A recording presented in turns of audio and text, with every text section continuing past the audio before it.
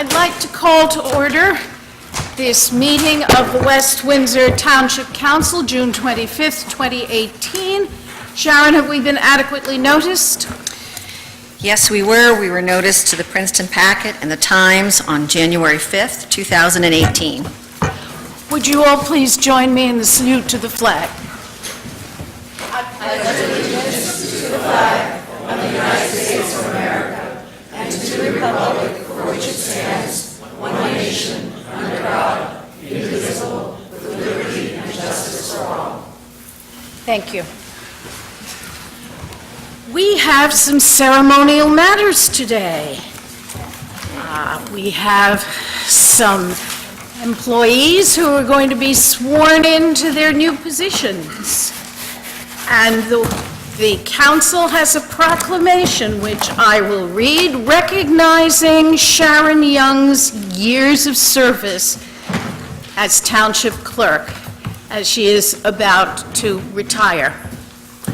Whereas Sharon Young was appointed as the acting deputy clerk on July 5th, 2000, acting township clerk on July 30th, 2001, and on July 1st, 2002, appointed as the township clerk, where she has served for the past 16 years. And whereas Sharon received her registered municipal clerk certification in 2002 and continued her education, receiving her certified municipal clerk certification in 2005 and her master municipal clerk certification in 2010. And Sharon has been active throughout her years of being the township clerk, serving as the president of the Mercer County Clerks Association and as a member of the Education and Professional Development Committee and the Rutgers University Education Committee through the Municipal Clerks Association of New Jersey. And whereas Sharon was voted by her peers in April 2016 as Clerk of the Year from the Municipal Clerks Association of New Jersey, and whereas Sharon has served West Windsor Township in a professional manner throughout her 18 years in the clerk's office, striving to make the clerk's office the best it can be, and whereas upon the occasion of Sharon's retirement from an outstanding tenure of municipal service during which she has demonstrated an exemplary measure of public spiritedness and for which she has earned the deepest gratitude and respect and admiration of many, and we would like to express our gratitude. And whereas Sharon is now going to enter a new chapter in her life to enjoy her family, especially her new granddaughter, spend time at the beach and gardening, now therefore be it resolved that Mayor Marate and the Township Council of Township of West Windsor, on behalf of the residents of this community, wish Sharon Young a long, healthy, and happy retirement with her family.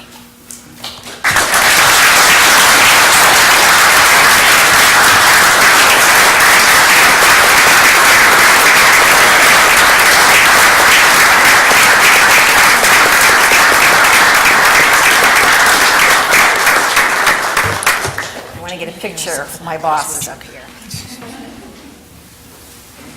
Now, shall we present this to you up here or down there? You can go up here. In front of the flag. For the seal. Now, here is your copy of the proclamation, and here is something even nicer. Oh, thank you.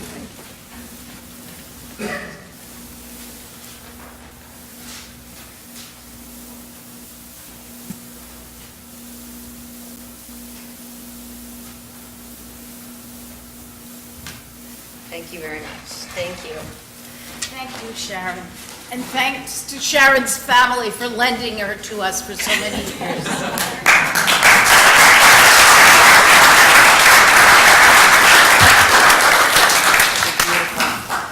Well, it's been a real honor. Well, first of all, I promise I won't take more than the 3 minutes up on the screen. But I have so many people to thank, but my husband's here, my husband Jeff, my son Ryan, my daughter, my granddaughter. I'm a grandmother. Brielle Rose, so she's kind of the icing on the cake to my retirement. But, you know, I just would like to thank everybody for the proclamation. It's a nice way to be recognized, you know, by the council, whom I've enjoyed working with and respect greatly. This week marks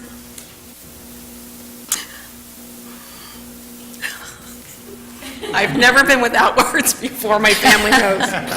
This week marks the end of my career here at West Windsor.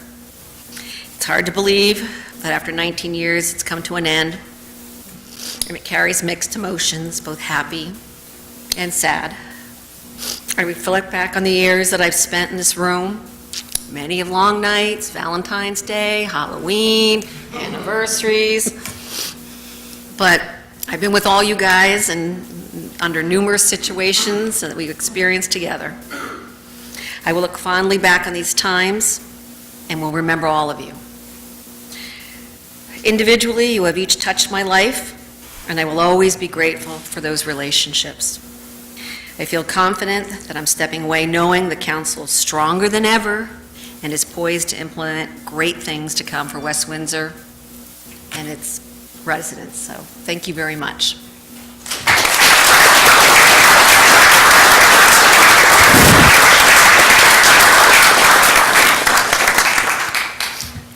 Thank you. Next, we have to move on and appoint Sharon's successor and appoint the successor to Steve Benner, who will also be retiring on July 1st. So we have two resolutions, one authorizing the appointment of Gay M. Huber as Township Clerk for a term of 3 years, effective July 2nd, 2018, and the other authorizing the appointment of Lorraine Jones as Tax Assessor for a term of 4 years, effective July 1st. Now, procedurally, Marlena, shall we take these two together and then swear them each in? No, Or one at a time? one at a time, and I don't know that Lorraine is here. Okay, one at a time, I would recommend. Yeah. As Council President, I would concur. Okay, so do I have a motion for 2018 R-138 authorizing the appointment of Gay M. Huber as Township Clerk? So moved. Second. That was beautiful. I love the harmony I'm not sure we've ever had. And it was a beautiful sound, too. Oh, my gosh. So could we have a roll call vote? I am so unprepared for this evening. Believe it or not, Bree, Yes. Jeevers. Yes. Hamilton. Yes. Manzari. Yes. Miller. Yes.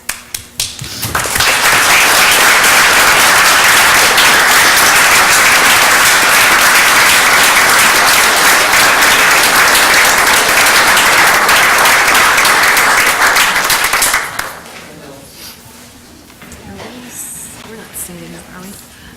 We'll just get out of the way.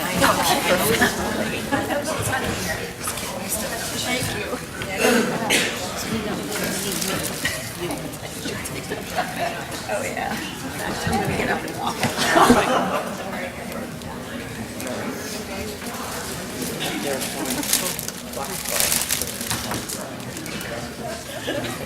All right, I'm back. All right, who's going to hold?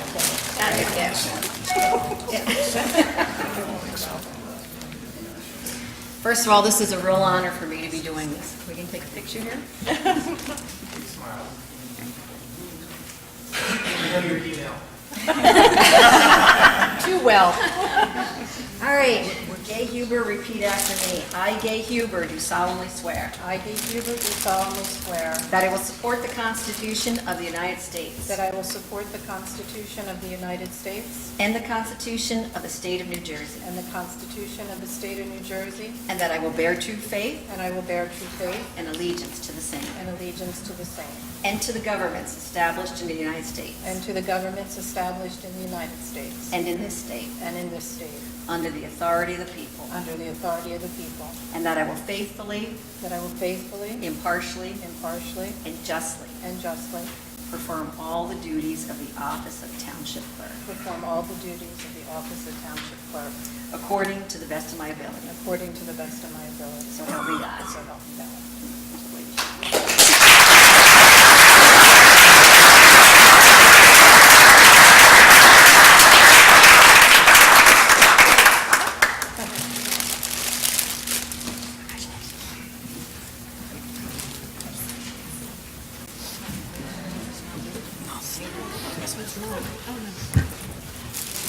All right. So do I have a motion on 2018 R-139 authorizing the appointment of Lorraine Jones as tax assessor? So moved. Second. Roll call vote? Bree? Yes. Cheevers? Yes. Hamilton? Yes. Manzari? Yes. Miller? Yes. All right. Is Ms. Jones here?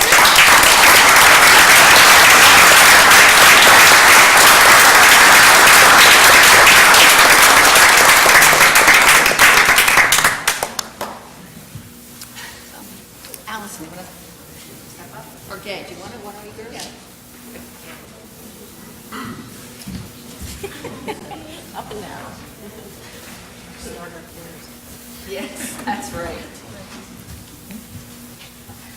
All right, repeat after me. I, Lorraine Jones, do solemnly swear I, Lorraine Jones, do solemnly swear that I will support the Constitution of the United States that I will support the Constitution of the United States and the Constitution of the State of New Jersey, and the Constitution of the State of New Jersey, that I will bear true faith that I will bear true faith and allegiance to the same and allegiance to the same and to the governments established in the United States and to the governments established in the United States and in this state and in this state under the authority of the people, under the authority of the people, and that I will faithfully, and that I will faithfully impartially, and partially and justly and justly perform all the duties of the office of tax assessor perform all the duties of the office of tax assessor according to the best of my ability. according to the best of my ability. So help me God. So help me God. Congratulations.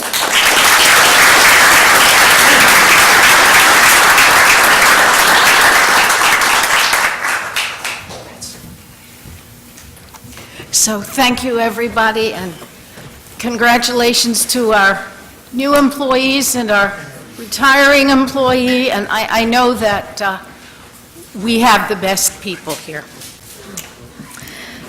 Next, we have a presentation. Mayor, over to you. Thanks, Alison. As you know, the school district want to do a Class 3 officer program in the school district. And at the last meeting, the council had a discussion at the end of the meeting under new business. And they requested Dr. Adderhold to come here tonight to make a presentation. So we have a few people here to make a presentation, talk about the program. Again, as I said at the last meeting, this is what we are, the school district's role is to decide whether they want to have a program or not. It's the council's role to approve only the shared services agreement with the school district. And if the shared services agreement is approved by the council, then it's the police chief's job to hire the proper police officer. So there is a clear delineation of duty. So we have several people here tonight. Dr. Adderhold, the superintendent of school. Chief Garofalo was a smart fellow. He found a way of staying out of town. Yes. Let me say he's smarter than you. And of all places, he went to Atlantic City, so he's enjoying himself. So we have Lieutenant Lee here to discuss any questions regarding the police. And we have 4 school board members I see in the audience. Tony Flores, he's the president from Plainsboro. He doesn't think Plainsboro council meetings are exciting enough, so he occasionally likes to come here.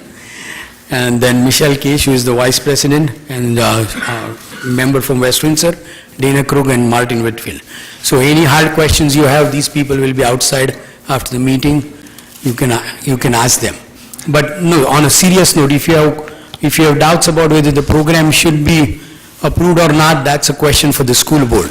If you ask that to the council, it's a wrong tree you're barking at.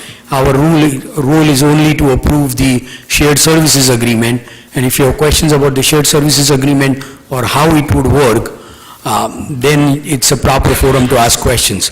Now, some of the council members have asked whether Marlena and Joanne had a role in doing the shared services agreement. They did attend several meetings with the school board and their counterparts in Plainsboro, but as representing me.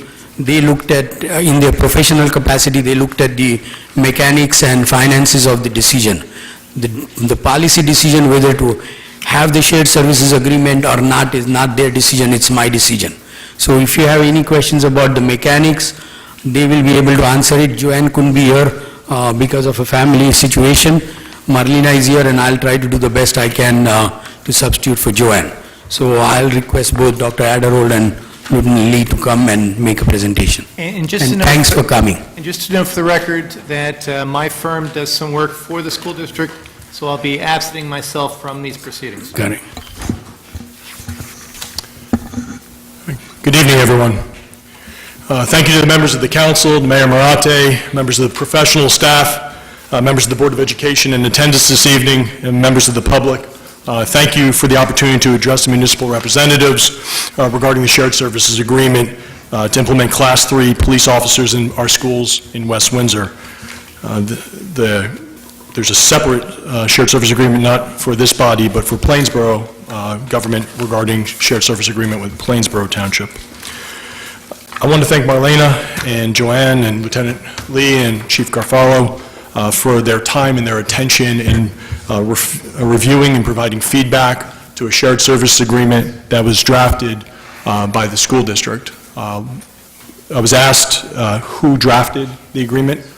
Mark Toscano, the Board of Education attorney, was the primary author, and we then had a series of 3 or 4 meetings where we brought township representatives, the CFOs, the business administrators, police representation, the school district special assistant for labor relation, myself, and the school system's assistant superintendent for finance to the meeting so that we could talk through mechanics, logistics, questions, and we appreciate the feedback. We would not be in the same place without feedback. For instance, under the law, Chapter 69 of the code, it talks about that Class 3 officers can be hired without medical benefits. But New Jersey's law does not absolve us from the Affordable Care Act. And it was the representatives from the municipal governments that pointed out the requirement to stay below 30 hours to not trigger health care benefits under the Affordable Care Act. So feedback such as that was incredibly useful. So something you might note is in the past we talked about 6 officers. Due to the changes in number of hours, we had to change that number to 8 to adjust the shift schedules. Total number of hours remains the same of coverage, but we did have to make some modifications along the way as a result of feedback that we received. So again, we're greatly appreciative. So the gentleman to my left, your right, Lieutenant Lee has been a tremendous partner through this process in reaching out to other municipal bodies and other police departments with respect to getting feedback. 3 departments in particular are a little bit ahead of us, are in the same process: Howell Police Department, North Brunswick Police Department, and Manchester Police Department. So we had direct conversations with our officers and representatives from that police department to help us with some of our guidance and discussion.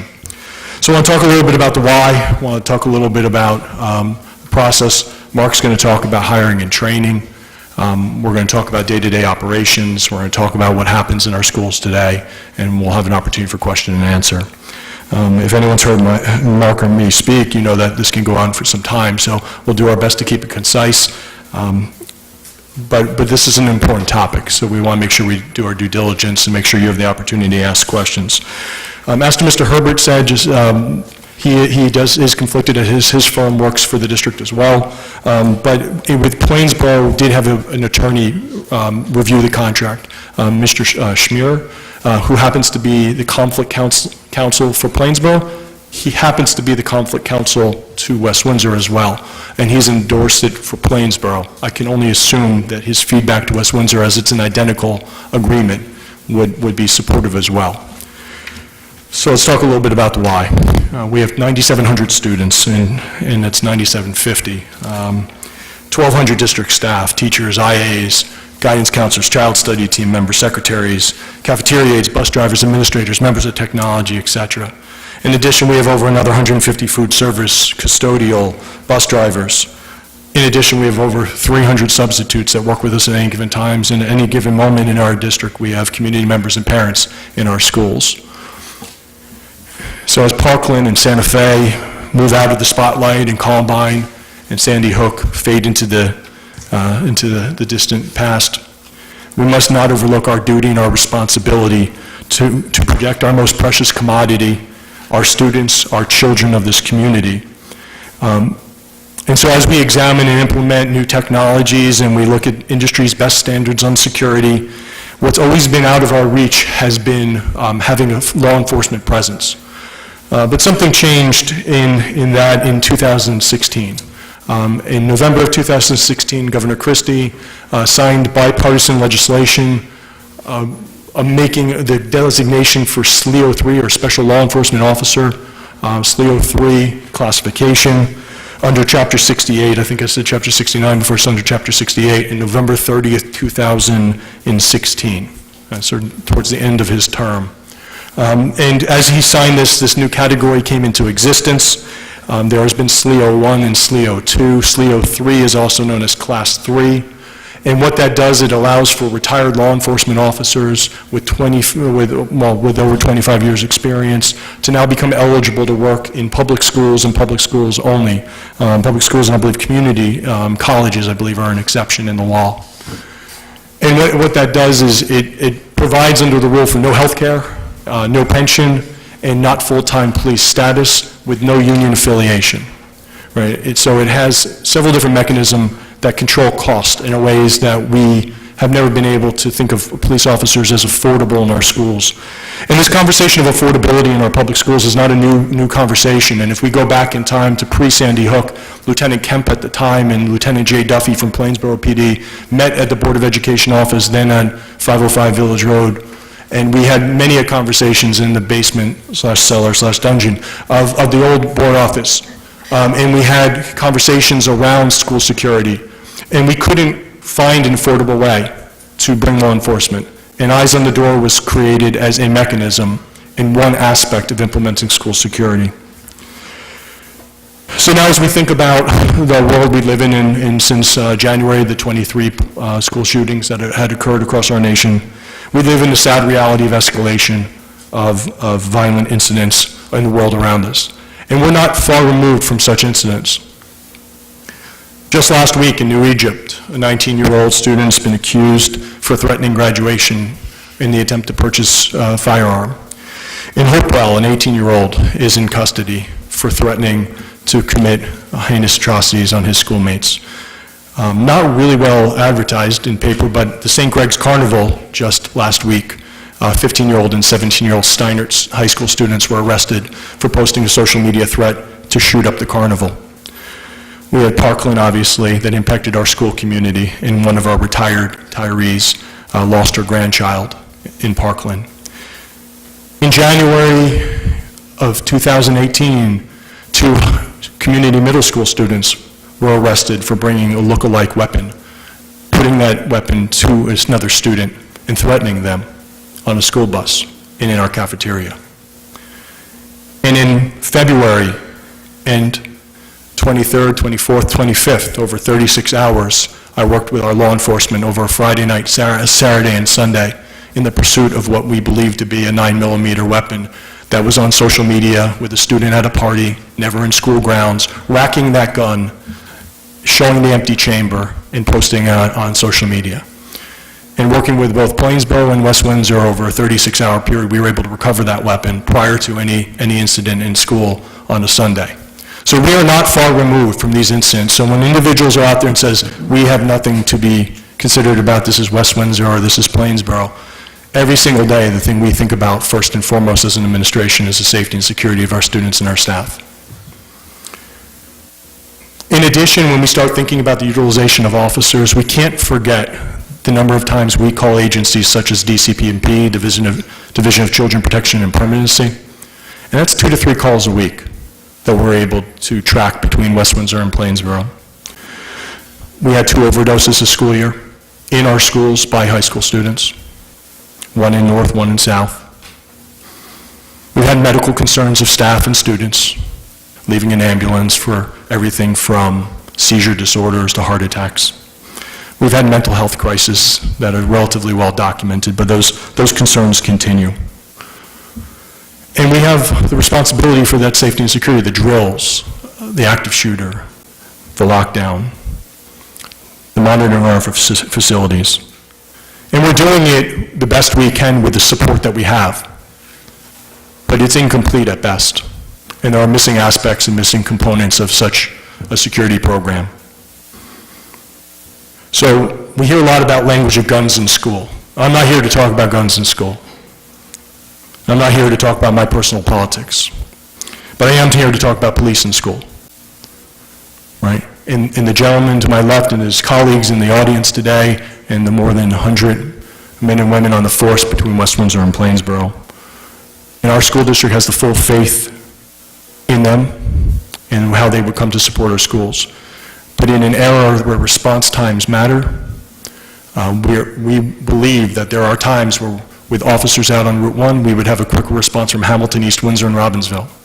So we're doing things as a district, we're doing things as a county. We now have a Mercer County Rapid Response Task Force. I'm the superintendent representative for the county. We're drilling in our schools. Just a month ago, we held drills at High School South in the evening with over 60 representatives for our county law enforcement. And so we're taking proactive steps to do everything we can, but what we know is 3 minutes. That's what we have to stop a threat, 3 minutes. So we talk about a little bit about definitions, because I've also heard this bantered about. I've heard SRO, I've heard Class 3, I've heard police, I've heard security. So there's a difference between security being private security, SRO being a classification of officer or school resource officer, and SLEO 3 or Class 3 being a new classification under Chapter 68. And so with SRO is a designation that came into place for an idea, I want to say it's in the 90s, Mark, but with the school resource officer movement happened post-Columbine, and there was at the time a Cops in School grant that was out there that many districts were able to take advantage of and insert officers into school. And as any program that's well-intended but underfunded, the monies went away and ultimately the programs went away in schools. And places like Lawrence had them at the time. And those Lawrence police officers went back into the force and were absolved when the municipality couldn't absorb the budget when the budget grant went away. So SRO training, though, exists. So under the code of Class 3 or SLEO 3, all those officers must be SRO trained. And SRO training Mark's going to talk about a little bit. But that is just something I want to make sure that we're using common definitions, that we're talking about Class 3 officers, retired police officers. These are vetted officers that go through a very in-depth hiring process. Again, Mark's going to speak about that a little bit. But through that hiring process, we're not talking about new officers out of the academy.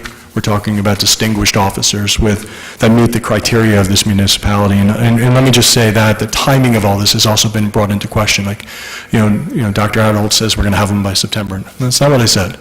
I've said that we want to have them, but we know that's going to be a rigorous process.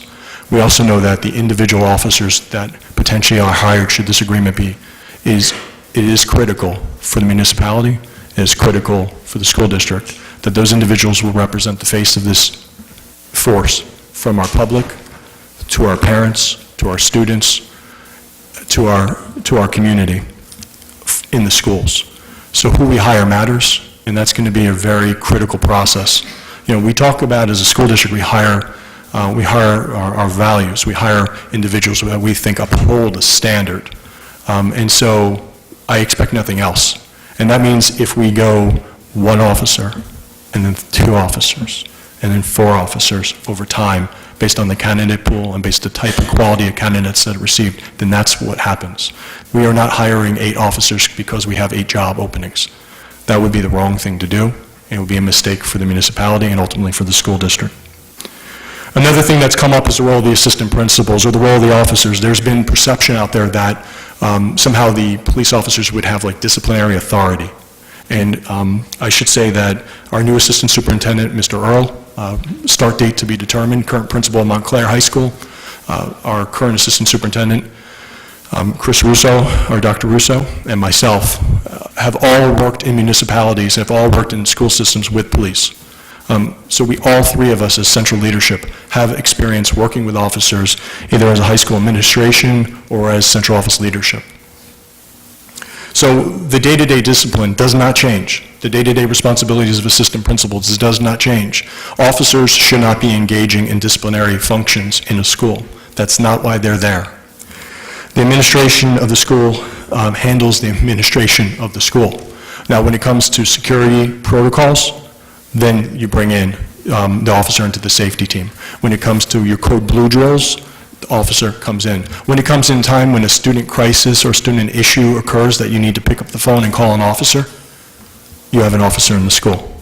So it keeps a patrolman from coming off the road until which time it's ready to be turned over. So a lot of the preliminary work is done by the Class 3 officer. Police only are inserted at that time in which there is something that we'd insert them in now.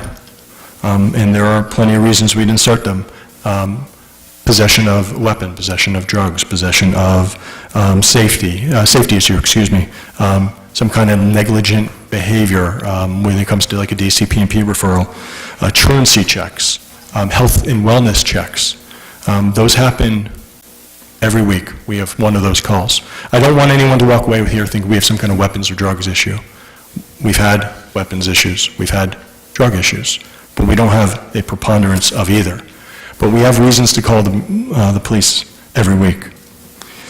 Police should not be entering into our classrooms unless invited. Police should not be entering into our classrooms just to walk into our classrooms. They would never come into a classroom to pull a student out. When it comes to searching students, there are very clear delineation in the law of reasonable suspicion versus probable cause. That is very clear, and our administration will need to be trained as much as the Class 3 officers would need to be reminded. Again, these are veteran, pros, retirees, within 6 months retirement into 3 years retirement, limited break in service. So while, yes, there needs to be refreshers, they know reasonable suspicion versus probable cause. So there's a lot to the goals and objectives that are written into the shared service agreement. Fostering educational programs, providing safety and security in our schools, working in conjunction with the district administration to act in response to disruption or any kind of offenses. Really, there's something called the Memorandum Agreement, a memorandum that exists already between law enforcement and the school district. This comes from the Attorney General of the State of New Jersey and the Commissioner of Education. It's passed down to the County Prosecutor's Office and the County Executive County Superintendent. And then ultimately it's passed down to the locals, the local school district superintendent and the Chief of Police. Anyone interested in seeing what the MOA looks like, it's right on our website, both for Plainsboro and for West Windsor. This is something we are legally required to enter into each year, and it talks about our relationship and what we have to share back and forth. Under this, all those terms and conditions of the MOA would be upheld. Now, I could talk about security, things that we're looking at as a district, but we're looking at a lot of things from April 12th. I mean, if you go back to the April 12th memo I sent out to the members of this community, it's also on the website. Some of the things I talked about in the memo included the looking at Class 3 police officers, increasing police presence, and we've clearly done that and more, and Mark will speak to that at the end.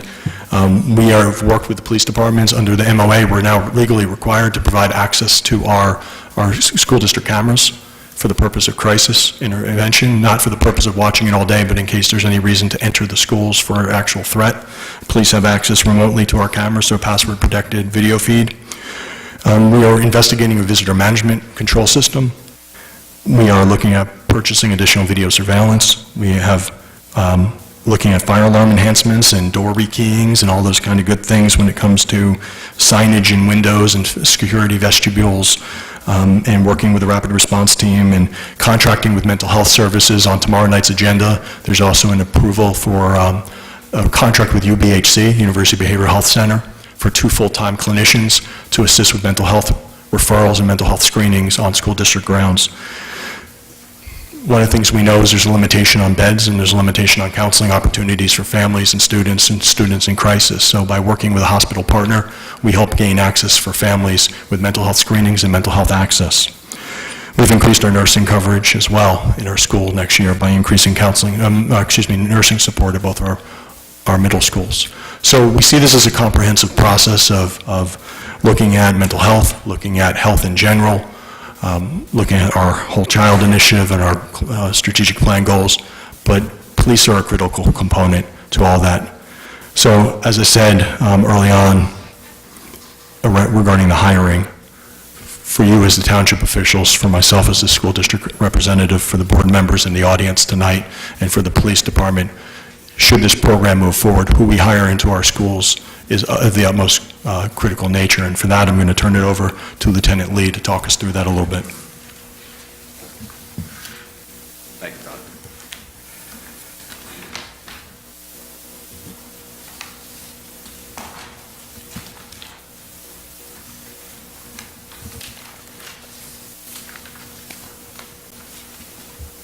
First of all, I want to thank the council. I've been phoning you guys plenty of times over the years, so I appreciate how welcoming you always are to me, as well as our police officers and the Chief of Police, Robert Garofalo. I appreciate the opportunity to speak tonight and to convey some of the things that, at least from a police department, where we stand. I know some of the issues that have come up or the questions are in regards to the hiring practices and training. As far as the hiring practices go, it would be no different than how we hire now. There would be a full process of examining a background investigation, which would be more than likely conducted by one of our seasoned officers or detectives, one that has probably done a background investigation before. The specifics of that investigation I cannot get into in this forum. However, it is complete, thorough, and would be conducted. There will be an interview process. There would be a medical evaluation that through the State of New Jersey Police Training Commission, there is a checklist which you can look online for what that is. I have the checklist with me. They are either qualified physically or they're not. And there's 3 different check boxes for it. As far as psychological, I know that has been brought up as well. We would do the same psychological evaluation that would be done with a current police officer that works here.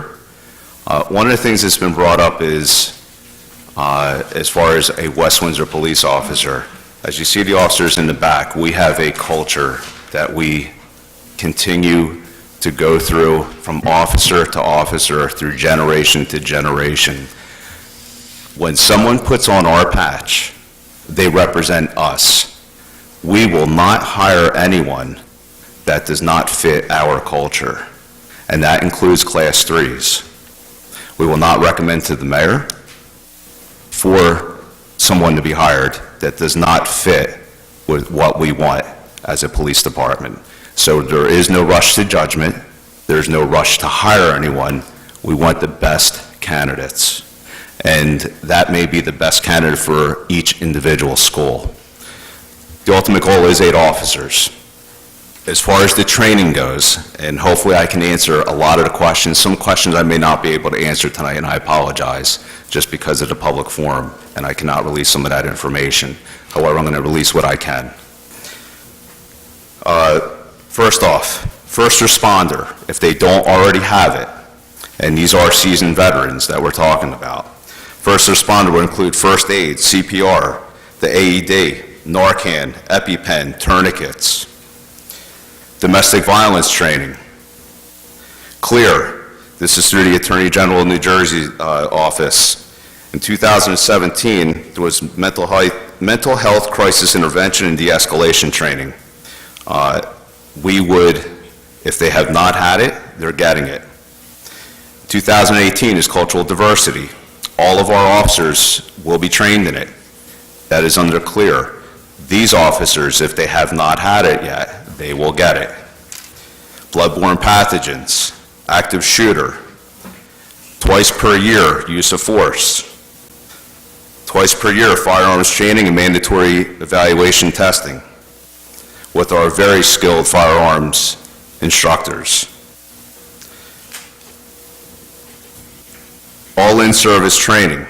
And coming up in the fall of 2018, sexual harassment and autism shield, department-wide. School resource officer, and I know this has been talked about a little bit. If they have not already completed the class, and this is as per the state of New Jersey, the Police Training Commission, it has to be, they have to check off on it.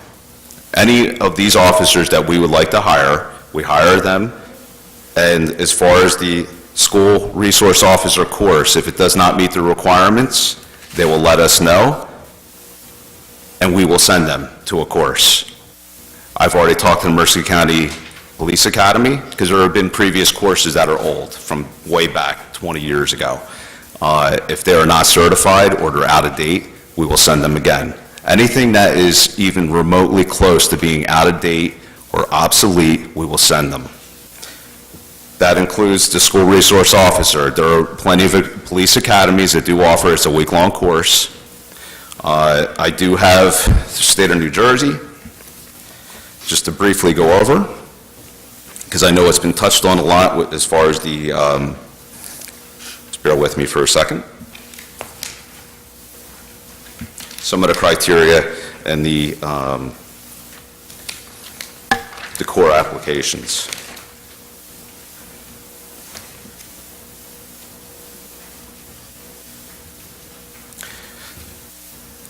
Now, they may already have some of this in their training and experience. Juvenile law, search and seizure, the juvenile complaint system, Title 18, teaching methodologies, that includes classroom lesson plans, mentoring, working with school administrators, anti-bullying, Bill of Rights Act. These are the things that we feel are important and would be important for the Class 3s, and that's why it is subject to the law that it is.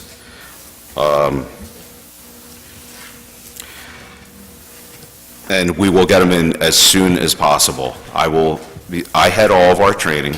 I have my training officer in the audience, Dan Latham, who is a field training officer as well. I also have Detective Jelinski, who many of you know, who's heavily involved in our schools already. And I also have Kyle Brown, who is one of our tactical officers, a DARE officer, and a graduate of this school district. He grew up here. And Kyle is one of our best officers, Dave's one of our best, and so is Dan.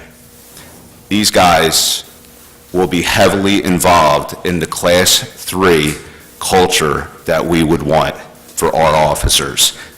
As I said, anybody who puts our patch on better fit our culture, or we don't want them. As I continue. The full field training officer program, there is one through the state, we're going to exceed it. We don't feel, there are minimums. We believe this is how we operate as a police department, which I think you already know.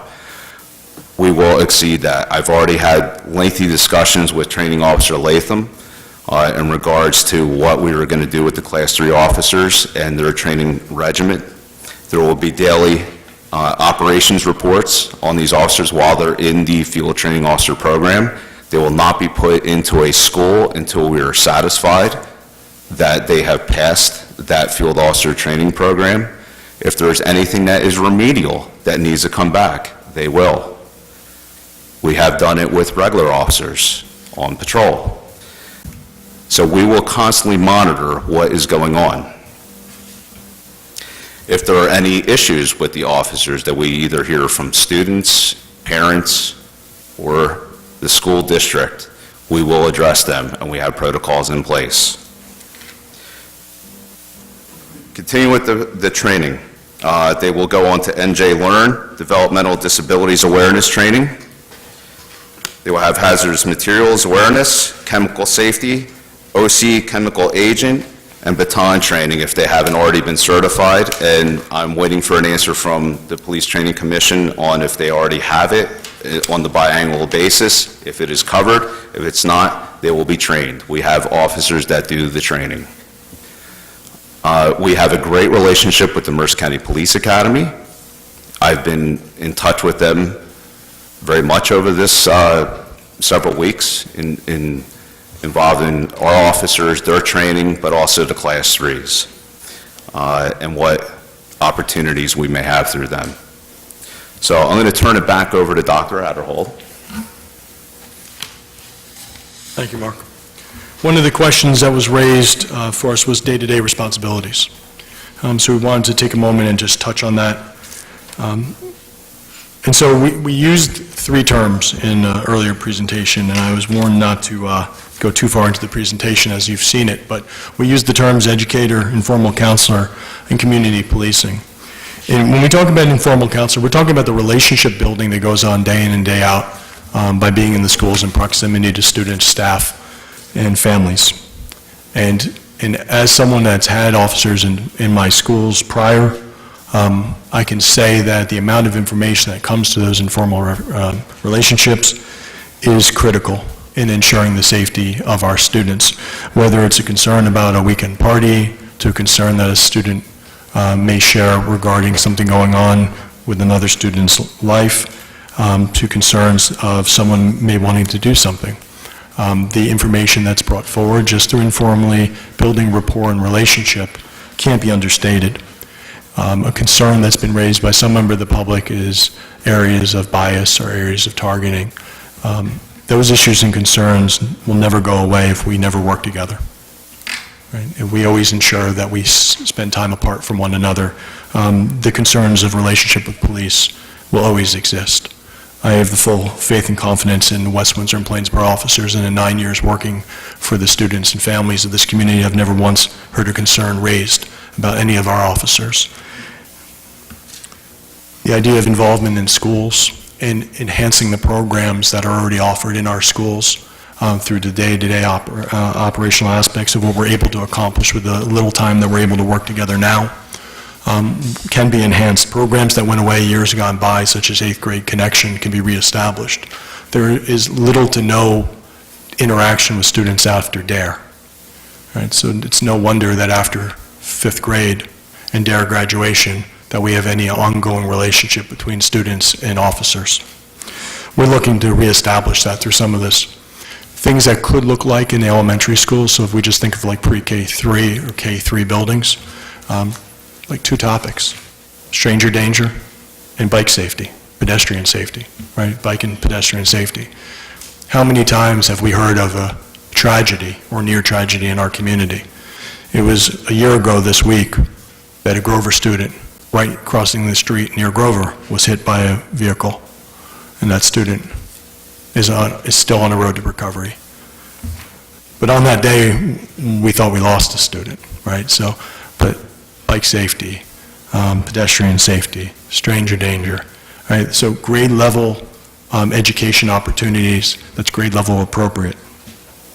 The daily work with administration and counseling, and at the middle school and high schools, that would include our SAC counselors, our student assistance coordinators, as part of a partnership team, and doing some of that informal training. The education of staff around safety, and we heard public comment on June 11th regarding concerns that staff may have about training. The education of staff on lockdowns and shelter in place and bomb threats and active shooter, not only by the administration but by law enforcement. There's a requirement under the law that you invite police to trainings, which we do, and it's another thing to have officers attend, and that has to do with the amount of officers on any given shift and their availability based on what's happening at the time and place in which the drills are occurring. So we share monthly schedules with the police departments, and the police department does their very best to have a representative present when possible. But when they're not there, it's not because they don't want to be there, it's because they're addressing other matters in our municipality and our community. The participation then on safety teams and working with our Code Blue teams, looking to enhance safety security measures and giving assessments of our facilities. evaluating daily practices and concerns of our schools and our facilities, helping us with best practices in the implementations, making recommendations regarding safety measures, participations in educating our students in areas, again, of pedestrian safety, bus safety, stranger safety, bullying, drugs, alcohol safety, cyber safety, social media usage. All of this would be contingent on grade level, right, in the age of children in which they're working with. But you get a sense of some of the topics that they could be important working with. You can start thinking about where would that fit in. Study halls in the high schools, right? We're not working in partnership with health teachers or health and PE teachers, working through the flex periods at the middle school, the occasional assemblies, working with counselors on pull-out programs, assisting in the continual development of school emergency plans. And those emergency plans are constantly being looked at. And in a day and age in which school security is a constant concern, our administration and our assistant principals in particular spend a significant amount of time working with then Mr. Dalton, our assistant superintendent, who just left us to go to Brick, and our new assistant superintendent-to-be, Mr. James. The participation in the daily school life, and I can't underscore the importance of that, is families and students and staff getting to know officers in our schools, and providing that exposure on a continual daily basis so there's not a fear of police, but a partnership with law enforcement. And ultimately allowing students to feel safe and protected by law enforcement on a daily basis. And I've heard some say that it's a false sense of safety. So the solution then is to do nothing. And 20 years now doing this work, and it's not okay to do nothing. It's not okay not to take the measures. We've worked with on our budget to place the dollars to what we value. We've valued student safety as a premier in our budget process. We have the dollars in place as a school district, and we have not asked the municipal governments to do anything other than to help us improve the mechanism. Other school districts are splitting the bill 50-50 with the municipalities. Other municipalities are paying 100% of the bill through other funding mechanisms, like pilots, right, in some other municipalities. We recognize that, especially working with two municipal agencies, that we were never going to be able to successfully navigate that. And the school district looked at that through the process and ultimately worked on putting the dollars within the budget. Because it's a value to the administration, to the educators, and ultimately, I believe, for our community. It doesn't mean that there won't be individuals that come up here and voice dissent or concern. And that's not to say that there won't be challenges in implementation and there won't be things that we have to improve upon. But we're confident that this is the right recommendation as one aspect of the total school security package, that having officers present on grounds is critical. And to that end, I'm going to ask, I'm just going to mention one other thing about next steps, and I'll ask Mark to come back and talk about what you do today already with our schools. The Board of Education tomorrow evening has a resolution on the agenda for both West Windsor and for Plainsboro to enter into a shared service agreement. Should the Board of Education vote to adopt that, it would then move forward to the municipal bodies for their consideration. The timeline would be based on the municipal government's willingness to put it on their agenda. Once those agreements were to move forward, should they move forward, there are several ordinances, number of force, right? There's a force ordinance, size of force ordinance, I believe. There's a pay ordinance with establishing an hourly rate ordinance. There's a police handbook that has to be updated. So there's some procedural things that have to be done. Then there's the posting of the assignments, the hiring process, the training process. This is not weeks, this is months of work ahead of us. The likelihood of officers in September is zero. We know that as a school district. But that doesn't mean that we don't aspire to move the process forward and that we don't step forward with high expectations about how we enter the work. Is it possible that September, October, November that we start seeing some officers come on board? Absolutely. But it has to be the right officers for this community as determined in a process with law enforcement and the school district. And in the shared service agreement, there's an oversight committee, and there's a process in which we'll be working hand in hand with both municipal governments, both municipal police departments and some of the staff to ensure the program is implemented as intended and that there's agreements through both sides of town. That's a tricky walk when you walk with multiple groups in the process. But I'm proud of the work that Marlena and her team have done, Anthony Cankro and his team have done, Chief Garfalo and his team have done, Chief Amore and his team have done in working in partnership and support of the district. Just to talk about role of the police today, I just want to bring Mark up because it's a really impressive brag list, and he deserves to take a moment to talk about the work that they do on a daily basis and to support our students and our staff.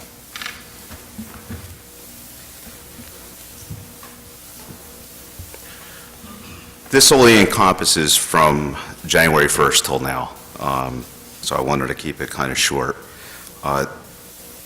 Our philosophy is community policing.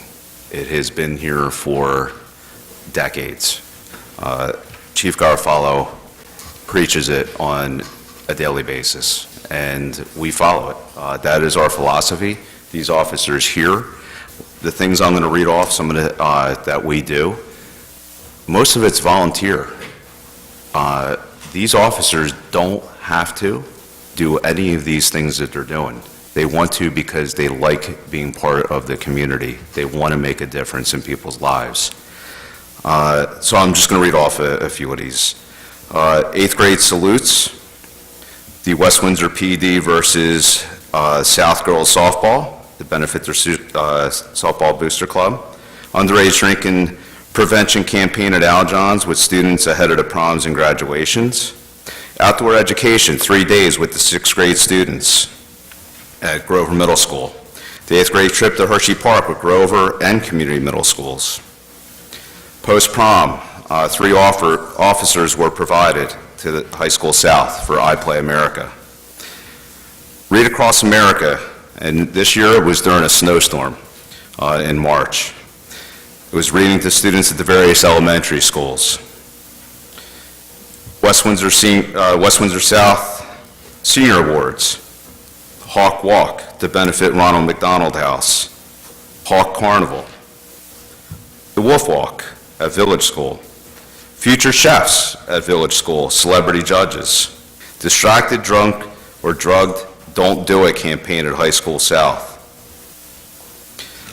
West Windsor Plainsboro Alliance, Detective Jelinski is a chairman on that board, and that's year-round. Attitudes in Reverse, Suicide Awareness. Again, Detective Jelinski, yes, he's everywhere. We wish we had 10 of them. Cybersecurity and drug awareness seminars at the middle schools. He goes to that too. Let's see what else. DARE Instruction. It's about 4 months. January through April, officers are in school every day. At Village, we just had DARE Splash last week. Great time. Kids had a blast. Mercer Street Friends send hunger packing, and that's really in correlation with the school district, with what's being done to help out there. The Requiem by Mozart, performed by our talented students from North Philharmonic and the combined choirs of South and North. Also, we were really proud that they came to the Law Enforcement Memorial in Ocean Grove and performed there. Fantastic job. The West Windsor Plainsboro food truck event to benefit both the North and South Post proms. Essential School Solutions and the National Association for Mental Illness, NAMI, Teen Mental Health and Suicide Seminar. Drugs, what's out there?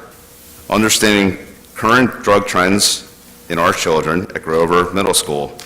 Detective Jelinski was there. Vaping, what your kids don't want you to know, Grover Middle School. The Hawk Literacy Festival. The Village Science Fair, the Hawk Science Fair. Mercer County Superintendent's Call to Action in response to teen suicides. That's what we were doing in schools, but there are some other children's things I just kind of jotted down. Our officers have been heavily involved with the Special Olympics of New Jersey for decades. They help with the winter and summer games. They just did the torch run, which I think it was, Kyle, how far, about 10 miles? 10 miles. Autism Awareness Month, World Autism Awareness Day. I come here all the time with the proclamation for World Autism Awareness Day, which I appreciate that you do every year as a council and mayor. The Sunshine Foundation's Dream Lift. If you have never gone, I really suggest that you do, to see how to be a difference with these kids. It's a great law enforcement, first responder event to go to. I think I've missed 1 year in my career, and that started back at the Mercer County Sheriff's Office. That's where I was introduced to the Sunshine Foundation. La Convivencia, Social Justice Interfaith Conference. One of the guest speakers was Chief Garofalo. The Youth Academy. My daughters went through it. My daughters are students in South. I think some people here, their children also went through. That will be coming up again in July. National Night Out Against Crime. That is a great event in Community Park. Our officers love to volunteer to be there for the community. Religious leaders of West Windsor. Myself and Chief Garofalo, we are members of that group. We're very proud members. We meet once a month from every denomination that possibly could be out there, I think. And what a group it is. Very diverse and very good friends amongst that group.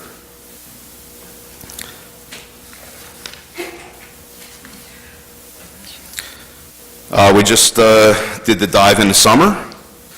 Officer Latham was out there. Vehicle Day is coming up at the library. It's great for the kids.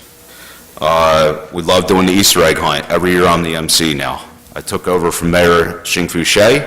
He asked me to do it 1 year, and somehow I wound up doing it every year. But it's a real joy. Our officers help with the Brownie Troop Merit badges. Kyle is a volunteer coach in town for our kids. And the reason why I bring all these things up is to show what we do. We would encourage our new officers, whether it be new patrol officers or Class 3, to come and join us, be part of the culture. I have more if you want to hear. Coming up soon is Operation Chill. That's by an officer in Sulaco. That's if a child is wearing a helmet, they will get, for the kids out there, if you're wearing your helmet, you will get a free Slurpee. You'll get a nice little coupon for it. So have your helmet on. Let's see what else we've done here. Community Day, a lot of people are out there that are in the room. Day of Service, and Chief Garofalo just took part in that back in May. Hugs for Brady Foundation, Pediatric Cancer, Jersey Mike's. Our officers went there and got their lunch just to be part of that. 100% of the proceeds went to it. Let's see. Alex's Lemonade Stand. I go every August with Chief Garofalo out in Princeton Chase, supporting our youngsters that run that stand. Women's Self-Defense with PAMA. We've also done young female self-defense. It's very important to us. Hit-a-thon. I got to tell you, I did this. And for whoever was there and saw me bat, I did not hit a home run. So, but I will tell you who did. Patrolman Hunaki, he hit 5. And he did that he was a young boy that he did it for. And it was great to see. And not to be outdone, Patrolman in Sulaco hit 3 home runs. The second one flew over the big net over at Ward Little League on the other field. So I've never seen anything like it.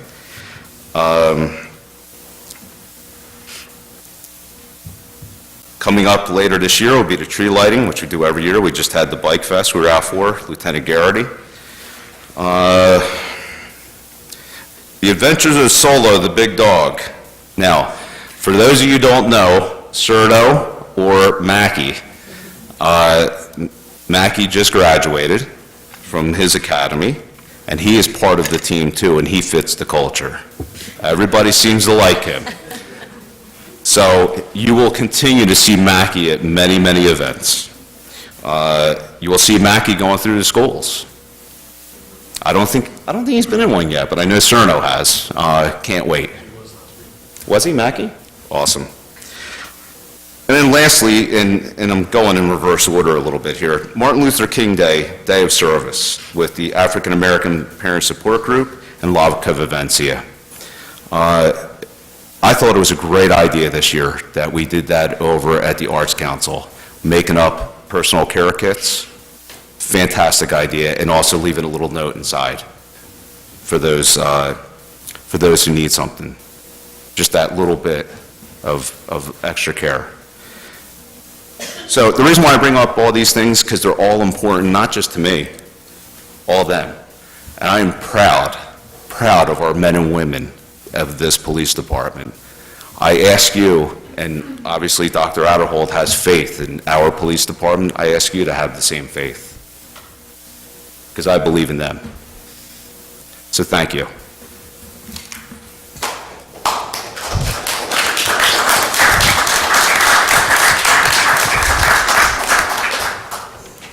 So at this time, Mark and I are available for questions from the Yeah, council.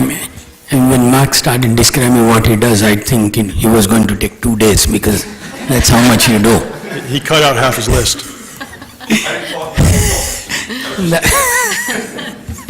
You didn't mention you coach too, and your team beat the police officers. Thank you, Mayor. Yes, I do. So, anyway, the way we are going to do it is, if now any councilwomen have questions, they can ask the questions, then these gentlemen are going to wait, then we'll open for public comments just on this topic. So anybody has comments or questions for either these two gentlemen, myself, or the councilman, you can come up and ask, and at the end of public comment, we'll answer all questions. So, any of you have any questions? Sure, I have some questions. So I'm going to preface my comments with, I know I've met a lot of your police officers, okay? And not in a legal context. I see you guys everywhere. I was not. I see you guys in the community, so everything you're saying rings true with me. I have a lot of respect for your officers, and I do see a culture that Chief Pica cultivated, that Chief Garofalo is holding very dear. It's absolutely there. I also don't think that this is an issue about guns in schools, okay? I have confidence that your officers know how to handle their guns, that they're not going to be taken from them, or any of the other things that people are saying. But having said that, I have some questions, right? Because this is a big ask. So the first question, and Dr. Adderholt, maybe you can answer this. Has there been prior attempts to have this sort of security proposal come through the schools and presented to the school board, either to school board or council? This is the first time we've been able to get this far. Back in post-Sandy Hook, there was discussion, but at that time, Class 3 did not exist, and from a financial perspective, it was not attainable. So this is the first time we're at this point, to answer your question. Okay. So you said we've never gotten this far, and is that because of Governor Christie's law that has helped you get this far, or? Without the Class 3 the Class 3 rule change in Chapter 68, we wouldn't be here. So yes. Okay. I should preface it by saying that the school district has a different decision it could make, which is we could do private security. Now, private security companies exist, and there's a state contracted rate for private security companies for both private security without a weapon and private security with a weapon. Eyes on the door officers fall under the category of without. There's a rate very similar to what the officers would make for private security with a weapon. I just have a fundamental opposition to private security companies in our schools with weapons. Those weapons do not report to the chief. There's no coordination of safety and security. There's no coordination with respect to crisis planning. There's no ability or mechanism for a private security company to coordinate a response should there be an active threat. There is no mechanism. There is no relationship between private security and law enforcement. And for that reason, I will not recommend it. So I hope regardless of what happens tomorrow night, I mean, we're not voting on anything tonight, so regardless of what happens tomorrow or subsequent to that, that private security is never a part of the factor. Private security is not part of the current equation. Okay. So I say that such that, if we end up with officers in one municipality and not another, we'd have to revisit our thinking, but my hope is we're not at that point. Okay.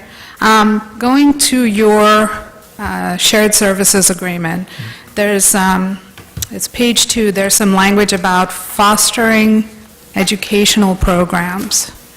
And since it's part of the shared services agreement, I'm just wondering sort of what kinds of educational programs these police officers will be involved in, separate and apart from DARE and, the good work that you're already doing, but are they actually going to have an educational responsibility? That's put in there because they could. So we could, it's one of those things that you build into an agreement so that someone can never say, that's not part of my responsibility. So one of the things that we could look at is like a co-presentation with a counselor on internet safety and cybersecurity. That could be something that's very appropriate middle school, high school. Even with Chromebooks in 5th grade, with some of the things that we've seen through Gaggle, we could end up seeing Gaggle for the good of the room, as I use EduSpeak, is a software program that runs through all Google interfaces. And we get Gaggle warnings when inappropriate issues arise. I've had 2 since Saturday. So is the officer going to be responding to the issues or doing the training? If we put together a training program, and let's say at Community Middle School or Grover Middle School, the officer could be a component of that program. I don't envision any scenario where the officer's on their own just doing the training without conjunction with some form of counseling support, administrative support, SAC counselor support, because it's how to build the partnership and the relationship. Is that sort of, I didn't see that type of language in the agreement, and that would certainly give me more of a comfort zone. Is that the officers aren't independently issuing any kind of educational programming? That would all be done in conjunction, and no program would independently start at the building level without going through the Operation Review Committee. So all that would be in our partnership that's built into the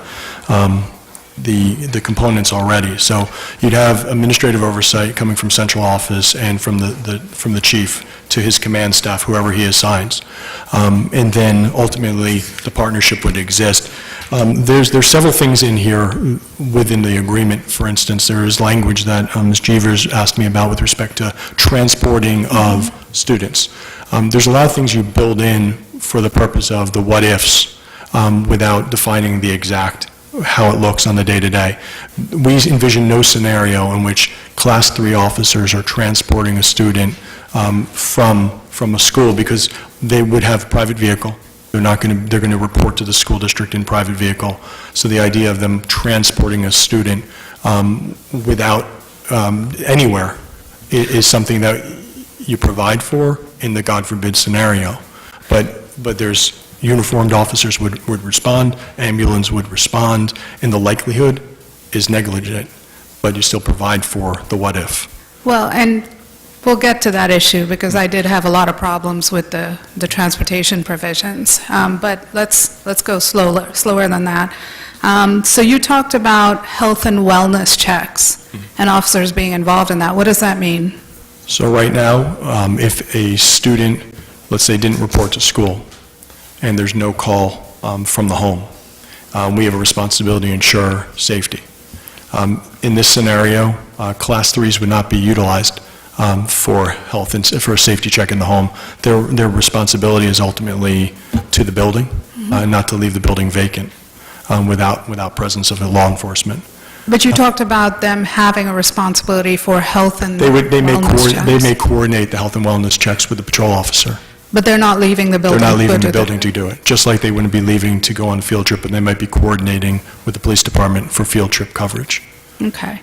So I have been one of those people that has raised concerns about your unconscious bias training. Dr. Adderhold, you and I had a discussion about it, and I have provided examples of sort of, and I will say it's unconscious bias, right? That exists in the schools, that exist in police departments, that exist in just our world. So now we are taking, I think, probably very well-trained officers who have retired and bringing them into our schools. I would like to understand a little bit better, perhaps Lieutenant Lee can help us with this, on what exactly is the unconscious bias training that they will undergo, where are they undergoing that training, how long is the training, who's conducting it? Under the CLEAR training, which is the cultural diversity section for 2018, was set up by the Attorney General's office. We do have, it's actually, as per the Attorney General, it's a PowerPoint video which can be shown to officers. However, we also do our own in-service where we go over the different types of non-bias and different decision-making. So the training is happening at your physical location here in West Windsor? Officer Latham went to the course on it. He's a trainer. He will be the one administering it and Okay. overseeing it. So it's happening in-house? Yes. And how long is the training? I believe it was 3 hours, Dan? Yeah, at least 3 hours. Okay. And there's different blocks on it. It's not just one ethnicity or one group or one religion. It covers a vast amount. Okay. Back to the education issue a little bit. You had mentioned sort of Title 18 and talking about lesson plans and teaching methodology. I'm assuming they're not doing any of this independently, right? That is specific to the SRO training that was referenced. So under the SRO training, there is a provision that requires the officers to go through just sort of an overview of what a lesson plan looks like, an overview of educational practices. As I said, our expectation, our intent would be for it to be co-trained in conjunction with staff, middle school, high school. Now, at the elementary level, there are DARE officers that enter into classrooms. It's a little bit different than SRO training. Right. So let's jump to that transportation issue. So we're looking at page 4, paragraphs M and N, midway down the page, and it says, "The SLEO 3 shall only transport students in their vehicles pursuant to police department policy, and then they shall notify the respective building administrators before removing a student." So you just told me that there's never a circumstance under which they will transport a student in their private vehicles, correct? Well, I always caution on the word never.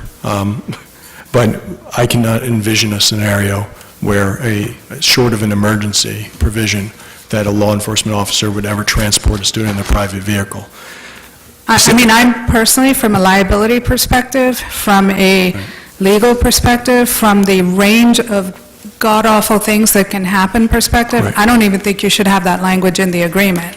So this is language that's been vetted by not only the school district attorney, but the conflict counselor. It's language that's been written into multiple agreements with municipalities. Let's go to like teachers. We have language that says that teachers cannot transport students in their private vehicle Right. without the express written permission from the principal and from the superintendent. So where's the scenario on what that might happen? There really shouldn't be.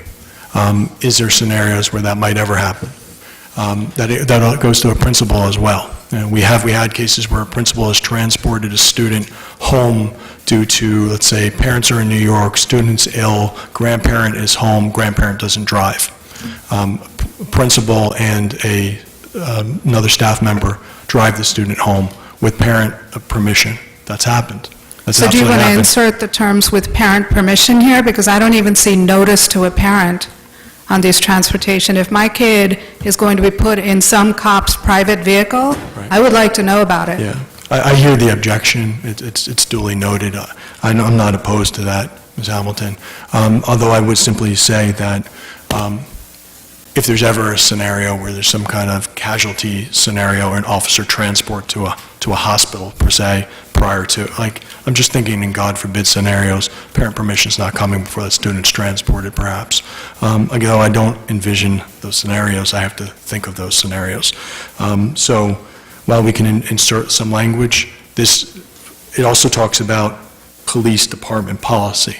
So very simply, the police department can write in a provision that blocks any transport in personal vehicles. And that would nullify your concern.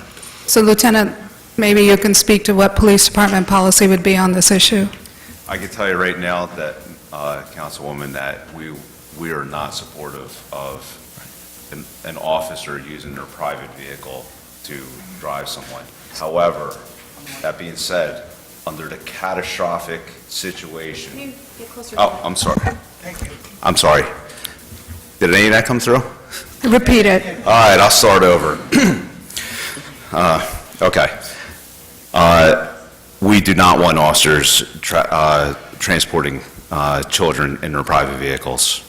So will you prepare then an SOP that says exactly that? Yeah, I will spell that out for the Class 3s, because it's a little more specific for that job compared to the officer who has a patrol vehicle or an unmarked vehicle. But yes, I will spell that out. And is But it should be an agreement too. I mean, because Well, I can't say what should be in that agreement. Well, I can only answer to what our policy will be, and I am saying that it will be in our policy, because I'm going to be the one crafting it. Okay, so If that helps I alleviate... would love to see the SOP on that, just to have the comfort zone, but yes, that answers the agreement. It will be in the SOP. Right. For the Class 3s, that they're not going to do that, Okay. because I will be crafting it. As far as the agreement itself, I cannot speak to, Well, but if we're not going to, my comfort level on this issue is that these SRO, not SRO, the Class 3 officers are there to provide security. yes. They should be there, unless there's some, like you say, catastrophic And the reason, and that's why I want to preface in the that building. with, if we have a 9/11 situation, where, that's why I don't want to say, as the doctor said, never, because I don't know what catastrophic terror event may occur where, But your SOPs can answer that yes, protection. yes. Right? And one of the things, Councilwoman, I think is important, the groups that we have met with so far, I think have had great input, and I'm listening, and I think that's important, to always listen. I think what you bring up here is something that will resonate with me when I do craft our policy on the Class 3s. It is an important issue, and it will definitely be addressed. So jumping then to I think this is really a legal question, but Dr. Adderholt, you'll do your best since we're not represented here. So either side can terminate this agreement, right? But West Windsor and Plainsboro will have hired Class 3 officers. So what happens with those Class 3 officers? Do we have to go through a RICE notice process? Yeah, that's going to be a little bit outside of my purview, because that speaks to the township hiring. Mayor, I don't know if you want to jump in there. I can speak about the Well, I termination. think in the statute, it says 1 year, but if there's personnel... I can speak to the termination clause, and I can speak to the one-year component. The reason if a person is terminated because of performance reason, an individual person, then I would expect it to go through RICE notice and everything, every proper procedure. The agreement talks about terminating the program because either A, they don't have the money, or B, both of us are unhappy, or one party is unhappy. In which case, they turn off the money, we turn off the program. And the class officer is hired for a one-year contract. So we can terminate the program at the end of the year, and no harm, no foul. I mean, they are going to be hired only for 1 year. So that helps. So let's talk a little bit about that 1 year, right? So you hire a police, let's just assume that they're coming on board in September. When is all of this training that you've talked about, when is that happening? Is it happening before August 31st, or is it happening while we've got the guy in our schools? He's got one day to get it done. No, I'm kidding. We will get it done as quickly as possible. After he's in the schools or before he's hired? No. He has to be hired first. We'll address whatever, I'm sorry, he or she. Apologize for that. Whenever they are hired, we will, because one of the things about the Police Training Commission is they have to sign off before the hired person is entered into the schools and has to be, meet their requirements. And so that includes the minimum standard training that they have, but also we want to go on top of that. And I don't want to put timetables on how long it takes to train them, and the reason why I say that, we all have different levels of, different curves of grasping things. Some are very quick, some are take a little longer as far as the field training goes. So they're going to learn at my kid's expense? No. So I guess I would like They are to gonna- have a they are clearer gonna- understanding of when be- the training is happening. Okay. The officers will be trained by a seasoned veteran here. When that officer determines and makes a recommendation that they can be basically released on their own, then that is when that happens. And that's after all the requirements of And training. when you say that's when that happens, is that's when they enter the schools? When all the requirements in the PTC have been met, Okay. and when we are satisfied. So it's hard to, I guess, explain. PTC is one thing, but we are another entity in all this. If we are not satisfied with their performance to date, then they don't enter the schools. So hopefully that makes a little more sense of, no, it's not at your child's expense. So just so I understand from a money perspective, Mhm. you hire the officer, you start their training, you have to keep training them until they're good to go, and then they go in the schools, but we're paying for them during that time as well? Is that correct? He is. He is, yeah. So there's a training budget built in per officer, and then if the officer is not present in the facility, in the schools, the budgeted dollars that would be allocated could be utilized for additional training hours. Okay. So there's plenty of hours built in for the purpose of making sure that we have ongoing training. So I think, and Mark and I have spent a lot of time on this together, so there's certain trainings that are going to happen prior to entering into the school. Absolutely mandatory trainings that have to happen to be signed off on. And there's going to be job-embedded ongoing, then there's going to be departmental trainings. So there's several different aspects of training that will happen. And how we hire in the cycle of training also will be impacted by how many officers come in at what point. The academies will only run certain trainings when class sizes get to a certain level. So certain trainings will have to be staggered as between West Windsor, Plainsboro, and other municipalities bring officers on and have a need for certain training. And other trainings are going to be mandatory before stepping into the schools day one. So you mentioned, if... Can I just touch on that Yeah. for a second?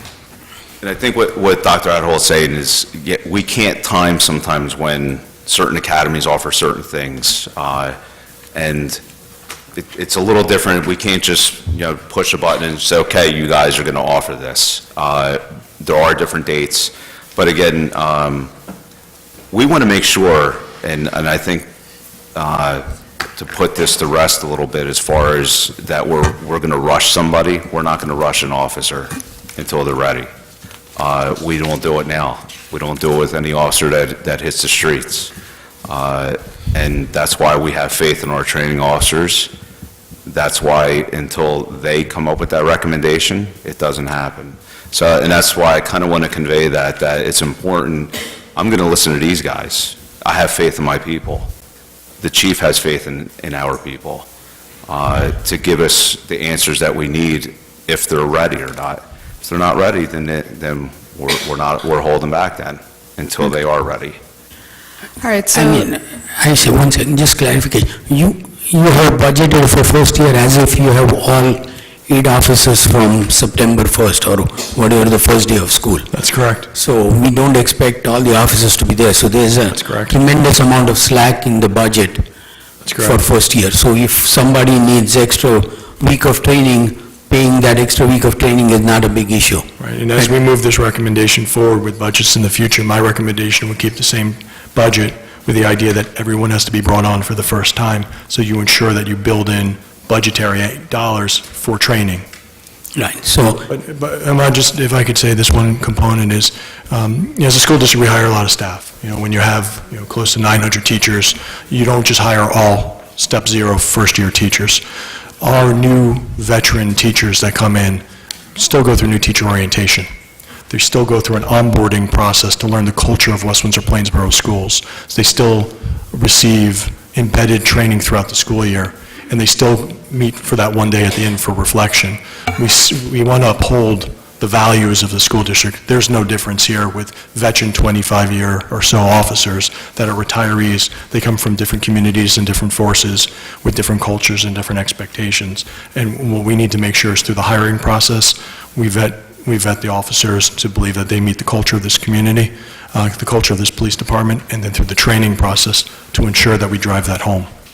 So you mentioned a couple of times today, a couple of times when I watched the, fairly lengthy school board presentation, this sort of informal counselor role, there are going to be relationship building.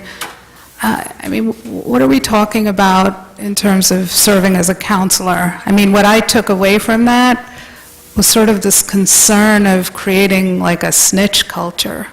But you tell me where I'm wrong.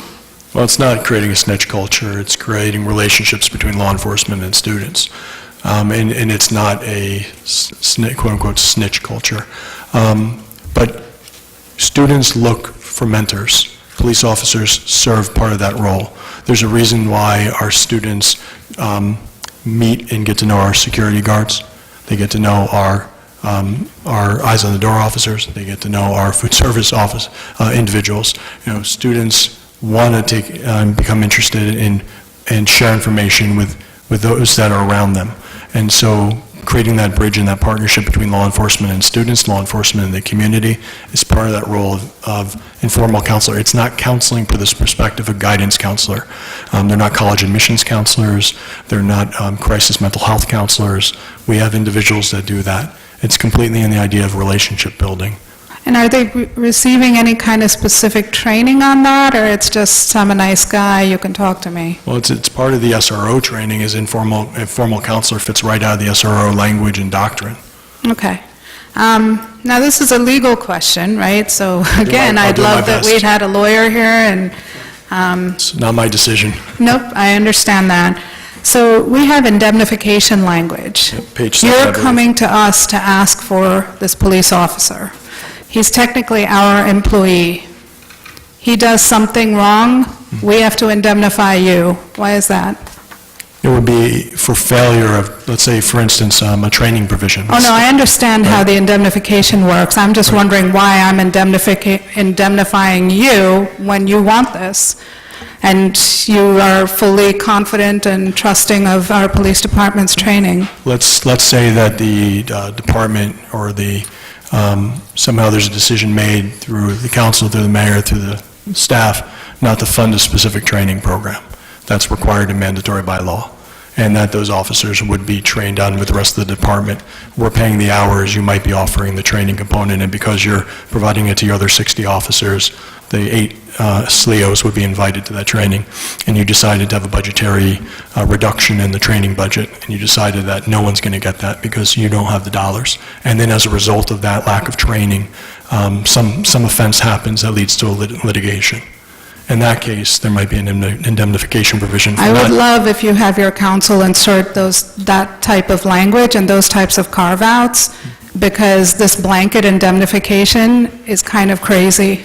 This blanket indemnification was reviewed by Plainsboro's counselor, which is your conflict counselor, but was done by in the benefit of Plainsboro. But it was done with their review, and we asked for feedback on this provision. So you've got someone on the West Windsor body asking the question, so, And we would have You know. loved to have that through the process. sure. So if West Windsor doesn't approve this, but Plainsboro does, or vice versa, what's your plan? We move forward with officers in one side of town and not the other, and we hope for the other body to reconsider. But 50% of the school district would have officers in schools, with 50% of West Windsor or 50% of Plainsboro students, due to the shared going across at the high school and middle school level, receiving the benefit of the officers in their schools. I hope that that's not the case. You can legally do that, though, Absolutely. because you got students in both townships, and I know it's a little complicated, but Yes, we just absolutely to can legally offer do that. something like this at Linda, some Linda. schools and not ours in West Windsor would... Yeah. You finished question? I'm all done. Yeah. The question was, can we legally do You're it? The done, answer is right? yes. We're going to go, Linda. She's done, right? When she- Yeah, I just have to comment before Linda starts. I mean, see, no agreement, I mean, there are a couple of questions about agreements and stuff. First thing is, every one of you had at least 2 versions of this agreement that I had emailed you before for comments, and I haven't received one comment during those 2 emails. So that's why the agreement was finalized. But any agreement, I mean, you cannot spell out every damn thing that will come up, because nobody has a crystal ball. I always say, if I have a crystal ball, I would have retired by now, I won't be sitting here. But at some point, you have to do the best you can and then trust the people who are going to implement the agreement, that they will do what is the right thing to do. And this agreement has been reviewed by lawyers, been reviewed by me, have been reviewed by Marlena. Her input is only from professional point of view.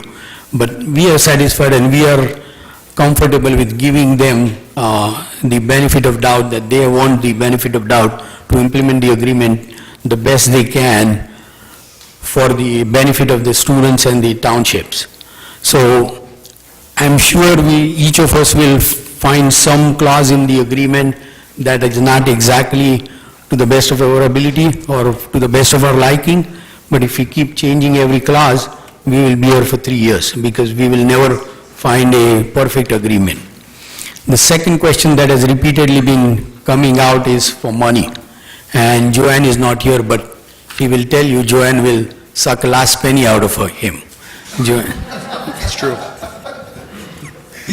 Joanne, and that's what you want. He probably doesn't like Joanne much, but that's what you want your CFO to be. I mean, when I was school board president, and I always tell Larry that people didn't like Larry, and I said, first time people say nice things about you, I'm going to be worried. So same thing, I mean, first time people say nice things about Joanne, I'm going to start worrying. So that's her job, and her job is to keep saying no. But the money part is going to be covered by her. And as I said in my last meeting, I mean, it's my pocket, right pocket or left pocket. The more important question is whether you want to do the program. Whether I pay through school taxes or whether I pay through township taxes makes no difference to me. A dollar gone is dollar gone. And I would have rather, anyway, I won't say that, but Well, May, just a quick question on all of that. you move very close. You are at the worst location for me here. Okay, with our chief financial officer, West Windsor in a way has to front this money. We send a bill to the school district, they have to reimburse us. They cannot give us the money that they have in their budget and give us that money. It's about $400,000 a year per township, and then we have the money in the pot and we draw from that. It doesn't work that way. We have to pay the officers and then send a bill to the school district, who then has to approve it at a school board meeting, and then we get the money back. So in our current budget, we have not budgeted for this, but how is that going to work? Is there a transfer of money from some account that we have that is now going to be No, I ready mean, to pay these bills? If the program is approved, Joanne will amend the budget using whatever number. I mean, state has too many. On this evening's agenda, there are a couple of items that allow for the insertion of revenue and expense, and that's the Chapter 159. And that's the mechanism by which the council has the ability to amend the budget for a shared services agreement arrangement. I mean, she will amend the budget, that's number one. Number two, let's say for equipment, we order the equipment, before we have to cut a check, we can invoice them as soon as we get the invoice, and they meet twice a month. So they are going to Right. I pay mean, us. the bottom line is that this initiative, it's a school district initiative, is not supposed to cost the West Windsor taxpayers in terms of the municipal budget Correct. anything, $0, because all of this, the agreement was supposed to be that the school district would pay. Correct. That is correct, that it will cost. How does the taxpayers. indemnification clause work with that? That's the issue. Again, as I told you. No, I understand last you're not class, going to make the change because you've already agreed to this agreement, but that's the issue, right? Is if this isn't supposed to cost West Windsor anything, you've left open the potential that it's going to cost you something. See, I mean, again, let me be blunt. When you say it doesn't. No, when you say it doesn't cost anything, nothing costs anything, right? I have in the past said every council meeting costs $200 an hour. We are discussing this for an hour, that's $200 to the West Wait, Windsor taxpayer. So now you're saying it So- will cost us something? so- Because even Dr. Adderholt looked a little confused No, by that. I'm not going to charge him for that, but in, Actually, our attorney is not charging us for this. no, look, for all practical purposes, it's not going to cost West Windsor taxpayer money. Right. Through municipal budget. To the You municipal. have any other questions? Do I? Oh. Go ahead. So if I could, This is your only chance to ask questions, they are going to approve it No, tomorrow. no. Linda, just, if I could, on the school district side, just mention the invoicing component. What we would do is we would create a open purchase order, because it's a shared service agreement, it's to the municipal government. So we would be invoiced, and we would be able to then do a board agenda item at the very next board meeting, and we'd be able to process the checks every 2 weeks when the systems, when the schools are in opening during the calendar year. During the summers, it's every month. But we shouldn't be experiencing a heavy flow of budgeting. The other thing to remember from a cash flow standpoint is you collect the taxes, and we wait for you to give us the tax dollars. So you have the tax dollars collected that then gets provided to the district at certain periods of time. So it shouldn't present a cash flow issue on the municipal side. It shouldn't, but I assume it won't. Knowing how much you have of it coming to the district, it will not. I mean, I haven't heard from the chief financial officer, but officially, we haven't gotten any. You would if she I had assume you would if it's she had a not. concern. I will assume that it's not. All right, is there any grant money for the? No. Nothing at the Nothing state or cur- federal level? nothing current, nothing current. Nothing anticipated that's going to come out for There's this? rumors of monies potentially floated for school security at the Assembly and New Jersey Senate level. We've yet to see anything in writing. This is all part of the current budget wranglings that's currently going on at the state level. Right. And the duration and renewal, I just noticed this before, there was B, the agreement would renew automatically beyond the June 30th, 2023. That was removed. That was removed, okay. Any particular reason, or I don't know who? There was a feeling that after 5 years, any agreement's going to need tweaks and modifications, and an opportunity for reevaluation was fair for the community to have, with the notification and the understanding that at any point, a future Board of Education could choose to defund the agreement and thereby in the agreement in the 5-year period. Okay. I looked at the Chapter 68 that you had given us a copy of, and it mentioned hours, about 20 hours a week, but the officers are going to be no more than 30 hours a week. We're budgeting for 30 hours a week. Is that in statute, 30 hours per week, or, because there was mention about this 20-hour per week? 29. 29. We Well, I know built, 29, but I was just looking at the Chapter 68. if you, do you have a specific line that you're referring to? It says, in all municipalities or counties, in addition to not more than 20 hours per week. No, page number.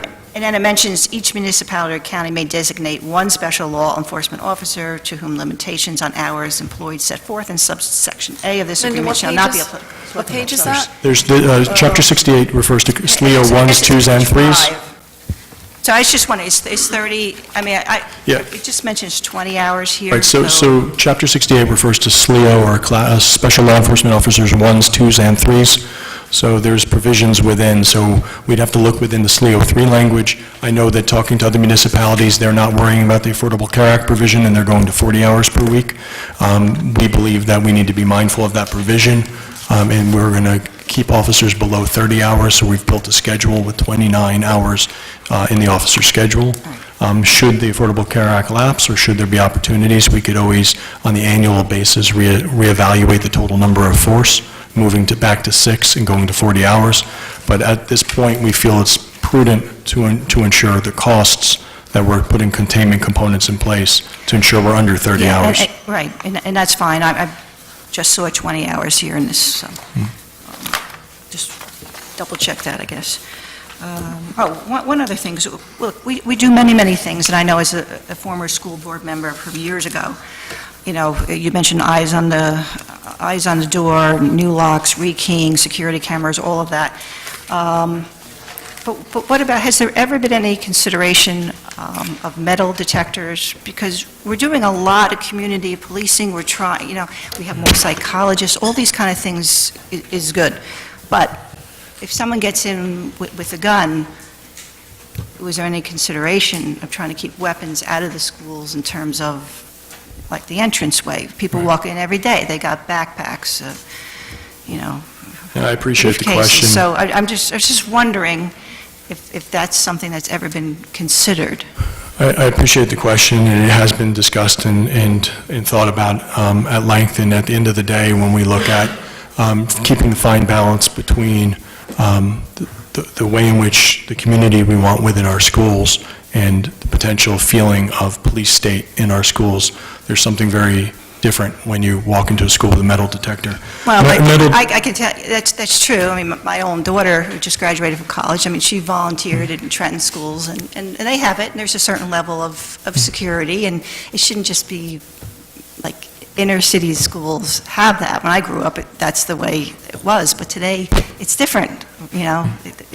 There's a lot of issues out there, so if you want to prevent, whether it's a gun or knives or something, however these things work, the metal detectors, that could prevent someone from coming in when you least expect it. So metal detectors are only as good as how often the school is manned, and those entrances are manned. So when we start thinking about cultural events on weekends, our schools are used, thousands of residents attend, we'd have to have metal detectors manned in one door at all times. Now you're talking about multiple doors, multiple staff members, anytime the facility is used, the entire time the school is open, because the minute there's a vulnerability, then, you know, if someone with a cause wants to hide something in the school on the weekend.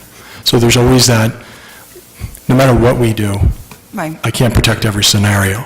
And so there's been some individuals that have spoken here or at the board meeting about buses and playgrounds and fields, and and all that's in my nightmares, right? All that's in my I know. nightmares. We do a lot of different things, because there is no one single answer, you know, to So school metal security. detectors is not at this current time in our plans, and I hope Okay. that I just wanted to policies mention, I was just change before we curious. ever have to get there. All right, okay. All right, you can move on. Okay, Virginia? All of my questions have been answered, so I have no further questions right now. Thank you. Jodica? I too had several questions, but you answered them through the emails and your presentation today. So thank you very much. Thank you. So, I want to thank everybody here for asking all my questions, so I don't have to. And I would just ask Dr. Adderhold if there's any material online that has been referred to in this presentation, if you could send us an email and tell us how to link up so that we can learn more about training, about anything that's been mentioned, that would be very, very much appreciated. Thank you. Yeah, and thank you for answering my questions. Thank you for 12 coming. questions, Yeah. thank you. gentlemen, can you take the seat? If anyone in the audience have any comments or questions, this is the time, but only on the topic, only on this topic right now. We will have another, go ahead, only on this topic, Sajeev. Okay. Only on this topic. And if you could, Either questions or comments? and if you Yeah, could, stand microphone. go ahead. But if you could, please sign your name and your address in the back. That way I'll have it for the record. Thank you. And state it for the record now. Okay. Sanjeev Rajaram, 5 Rushton Court, West Windsor, New Jersey, 08550. Hello and good evening, ladies and gentlemen of West Windsor. Let me start by saying that I care about everybody in this room. I care about everybody in this town. I care about all your children because, that's who I was once. And that's why I'm 100% behind having these Class 3 police officers in schools. The latest FBI study that came out 2 months back showed that many active shooter incidents were either stopped by armed guards in schools or legal gun owners who have a concealed carry or other handgun permit. Children are not born inherently with the fear of law enforcement or guns, but the misinformation and the mainstream media paints a very twisted image of terror, which is not commensurate with reality. In reality, the officers serving the WWPD are some of America's finest. When we were kids, they would come in around Halloween time, I remember this in Maurice Hawk, and host their programs. Very fun. They also host many enjoyable community building events around town. I've been in the school district from first grade all the way to senior year when I graduated 8 years ago from High School South. And I know the only kids who would be nervous at the sight of these officers are any would-be school shooters, because as they say, when the prey is armed, the predator thinks twice. Being that these school shooters are the cowardly weaklings they are, it comes as no surprise that studies have also shown that these active shooters and terrorist scum often go after soft targets, where they want to maximize kills and minimize resistance. They won't be so eager to attack, though, if they're going to face the full force of justice from our officers. I encourage my fellow citizens to fully support this and to thank an officer today for their brave work. In fact, my baby sister just graduated last week from High School South, and Officer Lantham was there protecting the event in Cure National Bank Arena. That's all. Thank you. Thank you. Next. Hi, John Hinsdale, 38 Quaker Road.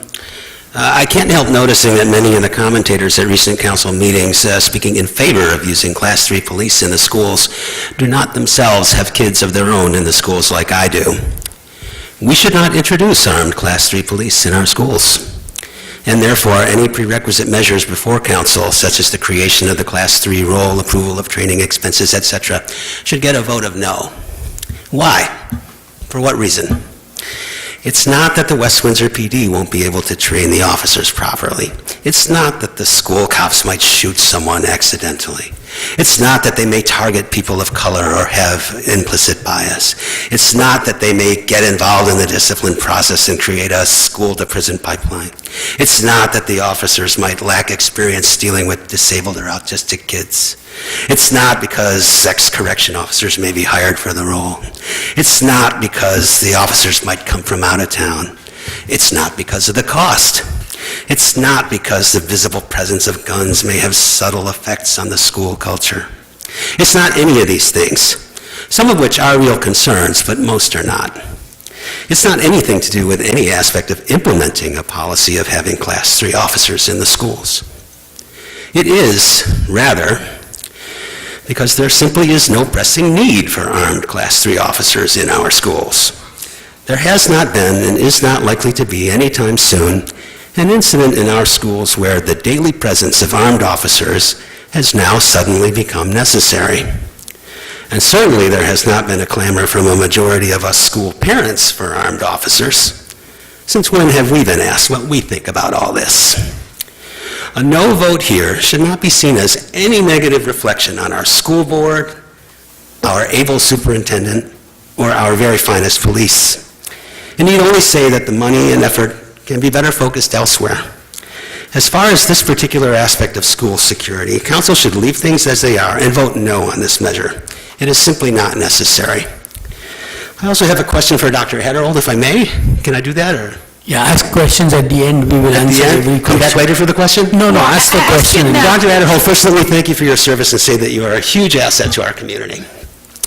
Could you clarify something from your presentation to the Board of Education back on May 8th, made jointly with the two police departments? You remarked, and if I may quote you directly, quote, "Dr. Russo has talked to the board about his experience 20-some years ago, but with a murder in the school," unquote. My two-part question is, why did you bring up that incident, and what does it have to do with our Class 3 police decision? Thank you.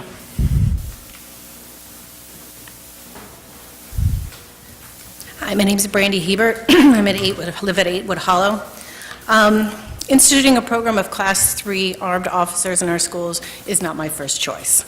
However, I understand the complexity of the decisions at hand, and I recognize that I may have to hold my own pacifist beliefs in this non-dualistic tension with the reality that our community is living into. That said, I believe that we should proceed with caution, and I'm hearing that tonight in the presentation, and certainly in the questions of this board, and I really appreciate that. In the three objectives in terms of the mandate for the Class 3 officers that was outlined in the presentation, it's the second objective that deeply concerns me, and that's the one of informal counseling. I recognize that, as it was described by Dr. Adehold, it's about building relationships between the officer and the students, and I think that's wonderful. But that does put them on the front lines, in the front lines for informal counseling. And quite frankly, there's no such thing as informal counseling, particularly when you have an authority disparity, which you do. That's just inherent with a police officer who's armed. I've proposed to Chief Garofalo before, and I'd like to propose tonight, the co-implementation of a district and community-wide chaplaincy program that could be run in conjunction with the Class 3 police officers if you choose to approve it. And I think it's a component that you should consider seriously, particularly as we have been called by educators in Mercer County recently to recognize that we are living into a time of emerging mental health crisis. And I do believe that the drug problem in West Windsor is far more pervasive than has been indicated tonight. As schools and communities grapple with these really very real issues, chaplains can provide critical points of contact, effectively walking with students, parents, and staff in this kind of missional ministry of presence that fosters cross-cultural, interreligious, personal, and community resilience. Constitutionally supported by the First Amendment, supported under RLU IPA, chaplains are employed by the U.S. Army, Navy, Air Force, National Guard, FBI, Bureau of Prisons, Department of Veteran Affairs, the CIA, Congress, and here in Mercer County, you find chaplains at Princeton Penn Medicine, Princeton University, and Capitol Health, just to name a few. Chaplains are common fixtures at elite private schools, and the Maple Shade Police Department provides an excellent example of an extremely successful police chaplaincy program.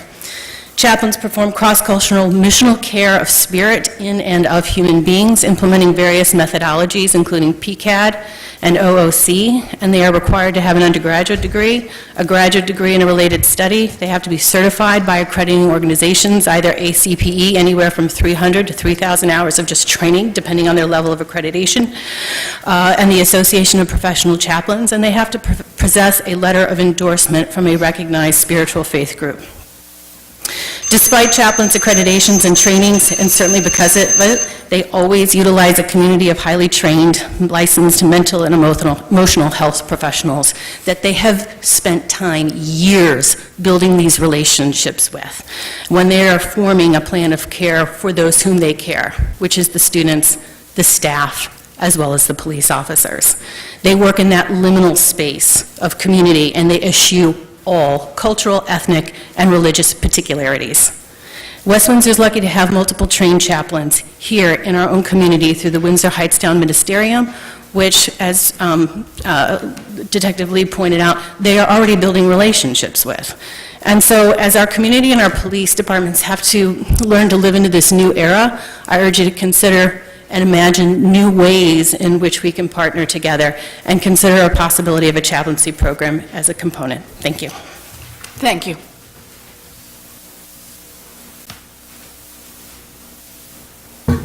Hi, good evening. My name is Shanyi Lin. Do I have to give my address? Yes. Okay, at 8 Harrison Lane. I'm coming to, my husband and I have 3 kids that are under 6 in West Windsor, and I am here to say that I believe, I don't believe, that the recommendation to introduce these officers is based on, I think, good intentions and positive anecdotes and good faith, but it's really not based on sound evidence, and that's what I'm here to talk about, because after I heard Superintendent Ederhole quote from a New Jersey Safe Task Force report in support of introducing these officers at the May board meeting, I went back to the original report, and I was really shocked that the authors were willing to make this recommendation, but failed to provide data to truly support the task force aims. And there have been comprehensive reports that have looked at whatever data that has been out there. So, for example, the Nonpartisan Congressional Research Service has a report, and they very clearly say there is not enough high-quality research to either definitively support the claimed benefits or to ensure that there is no harm being done in the environment. So I'll just quote specifically, they say, the body of research on the effectiveness of these programs is limited, both in terms of the number of studies published and the methodology, and in terms of conclusions, they are conflicting as to whether or not these programs are effective at reducing school violence. And I think the place where potential harm is, has been brought up before, is that we do have issues with bias in our school district. So specifically, just to give numbers to this, African American and Hispanic students account for only 10% of enrolled students here, but they account for 40% of suspensions. And even though these officers technically wouldn't have disciplinary roles, there are studies that suggest that having a police officer around the school can cause non-police school officers to refer these students at a different rate. And the reason why I think having conclusive data is really important is it's not just to have a cosmetic to make us feel better, but it's really to avoid exacerbating an already existing bad problem. And I think that is a little bit like, oh, we know there's a problem, but let's just keep going. And I think that is really problematic, especially when we talk about being fiscally responsible. If we're going to put into place very costly initiatives that affect the education of our students, and it seems like the numbers is like $500,000 a year, we want to be funding programs that have extremely sound evidence behind them. I am unfortunately reminded, I know there's been some talk about the DARE program, I am reminded of the failure of the DARE program, which is a program that was first implemented in the 1980s in response to this feeling that schools had to respond to the war on drugs. And sadly, it took over 10 years for high-quality studies to get conducted on its effectiveness, and another 10 years for those very comprehensive avalanche of data to show that DARE did not work. And it took 30 years for that program to be redesigned into something that now is being used that is still of questionable effectiveness. That's $1 billion minimum that has been spent, much of it taxpayers' money, on things that were wasted on programs that didn't work. And those are taking away from educational programs or other things that the municipality could spend money on. And so I think the current rush to hire these officers is falling in that same pattern, that feeling that we have to do something, going based on good faith effort and looking for law enforcement for solutions when there are other creative solutions and other solutions that are more research-based. In the process of my looking into this, I did go and find the actual resources that talk about this, that do comprehensive consensus studies. And so I'm just going to leave this. There's copies for everyone. I think it's really important to actually read those reports that are more comprehensive than the New Jersey Safe Task Force, which was just a recommendation. Thank you. Could you give this to the clerk, please?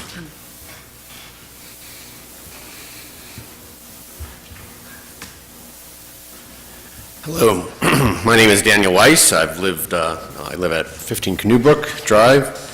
I've lived in West Windsor since 1991. I have 3 children in the West Windsor Plainsboro school system, well, technically 2, one just graduated. Can you move the mic closer, otherwise he's going to walk out of the room. Good. Well, I have 3 kids in school here, although one just graduated last week, so technically 2. So the content and statistics that I'm about to state have been reported by the U.S. Department of Education, researchers at Northwestern University, the Insurance Institute for Highway Safety, Johns Hopkins Medicine, and the Washington Post. The U.S. Education Department reports that roughly 50 million children attend public schools for roughly 180 days per year. Since the Columbine Massacre in 1999, approximately 200 public school students have been shot to death while school was in session, including the recent horrific slaughter at MSD High School in Parkland, Florida. That means the statistical likelihood of any given public school student being killed by a gun in school on any given day since 1999 was roughly 1 in 614 million. The chance of a child being shot and killed in a public school is far lower than many people assume. It's not zero, but no risk. No risk is zero. But it's far lower than almost any other mortality risk a student faces, including traveling to and from school, catching a potentially deadly disease while in school, or suffering a life-threatening injury playing interscholastic sports. We don't need armed officers in our schools.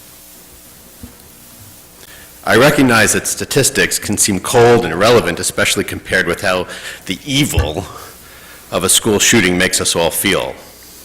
Research on the psychology of risks has found that very few risks worry us more than threats to our children. And as a parent, I send my children to school every morning and I relinquish control over their safety. That same research has found that lack of control makes any risk feel even more threatening. And we don't typically think about risk in terms of 1 in 100 or 1 in a million. So when we see such numbers, the only thing we think of is, well, my kid could be that one. So even the tiniest risk appears unacceptably high. And that powerful combination of psychological characteristics moots any suggestion that fear of a certain risk is irrational or irrationally excessive, even when it is. Numerically, yes.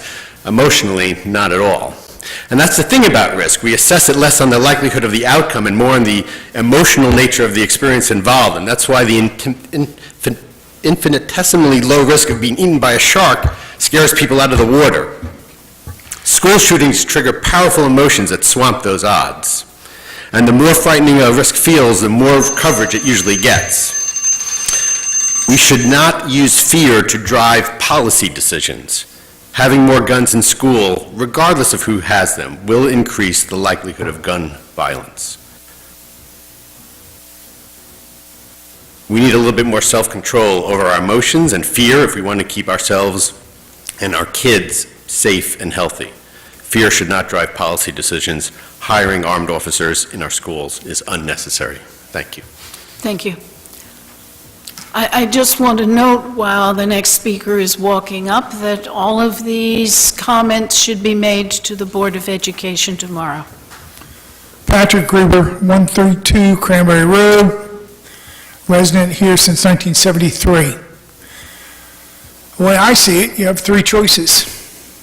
Do nothing, hire rent-a-cops, or hire retired police officers. People who have been at it for 25 plus years, who probably are the best people on the planet to decide when to shoot or not to shoot. God forbid they never have to do it, or God pray they never have to do it. If you want to equate this to a dollar and cents standpoint, then do nothing. But it'll be the least amount of money you have ever spent if something happens to one of our students. You worry about indemnification? Worry about the loss of life, just one. You know, and think to yourself, would you give up your house if it was your kid? Would that be too much to pay? The cost that we bear if one of our students dies is too great. To consider anything less than that is just looking at it monetarily. Why don't we stop paving the roads? They can, a little rougher road never hurt anybody, right? A couple more potholes. The kids are our most valuable commodity. To do anything less than protect them the best that we possibly can is just wrong. It's the best money you're going to spend. That's it.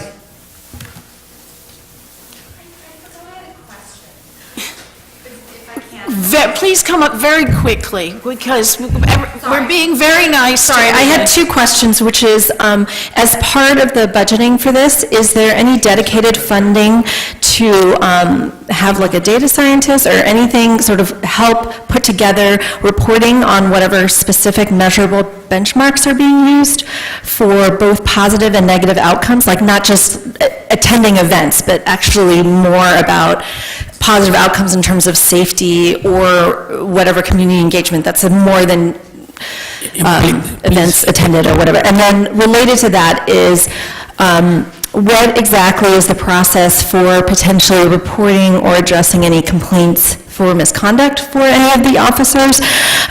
Is the oversight board going to be community-based with transparent oversight and authority that would include, maybe students as well as parents, and not just be internal within the police department and the township? Thank you. Veronica?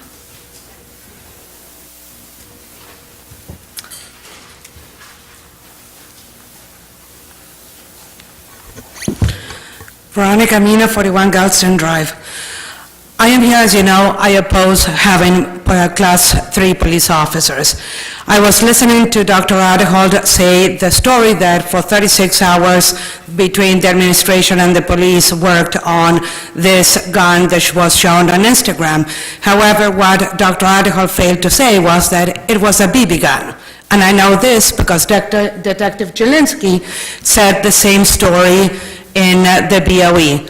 So we have to have a little bit of perspective. When we say something, we need to give the entire story, not only the parts that are convenient so we can push our own agenda.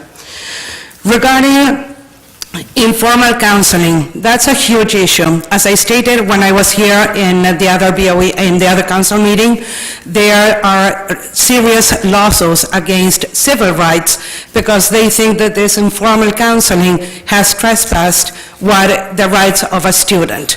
I was also talking in the last BOE meeting with Mayor Marate, with Lieutenant Lee, and with Detective Jelinski.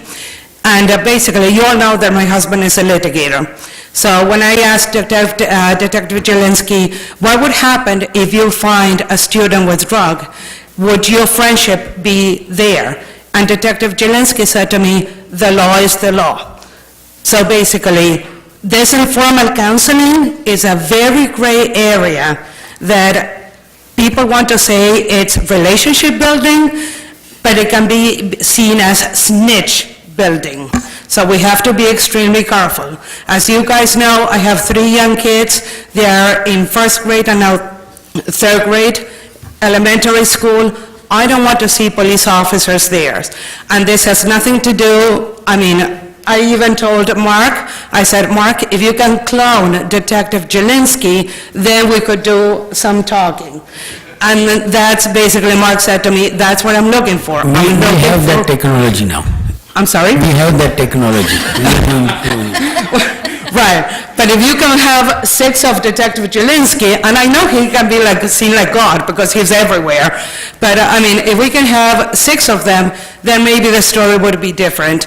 But the fact that they have to be trained, one question that I have is, we said that we are going to train them, and we are not going to let go to their buildings until they are not fully trained. Well, when enough is enough? When do we cut our losses? Because at some point, after X amount of training, we can say, this officer, it's just not a good fit, and we cannot send him out. So when do we cut our losses? The other thing that I wanted to mention is, of course, the school budget has more than enough money. I learned in the last BOE that there's always a surplus, on average, year after year, of $12 million. Surplus. So basically, we get taxed up to our eyeballs, so there is money. But does that mean that we can invest it in more efficient manners? And I think that we can. Thank you. Thank you. Anyone else want to make a comment or ask a question on this subject? Seeing nobody, Dr. Aderhold, would you like to address the questions you have heard? It's your option.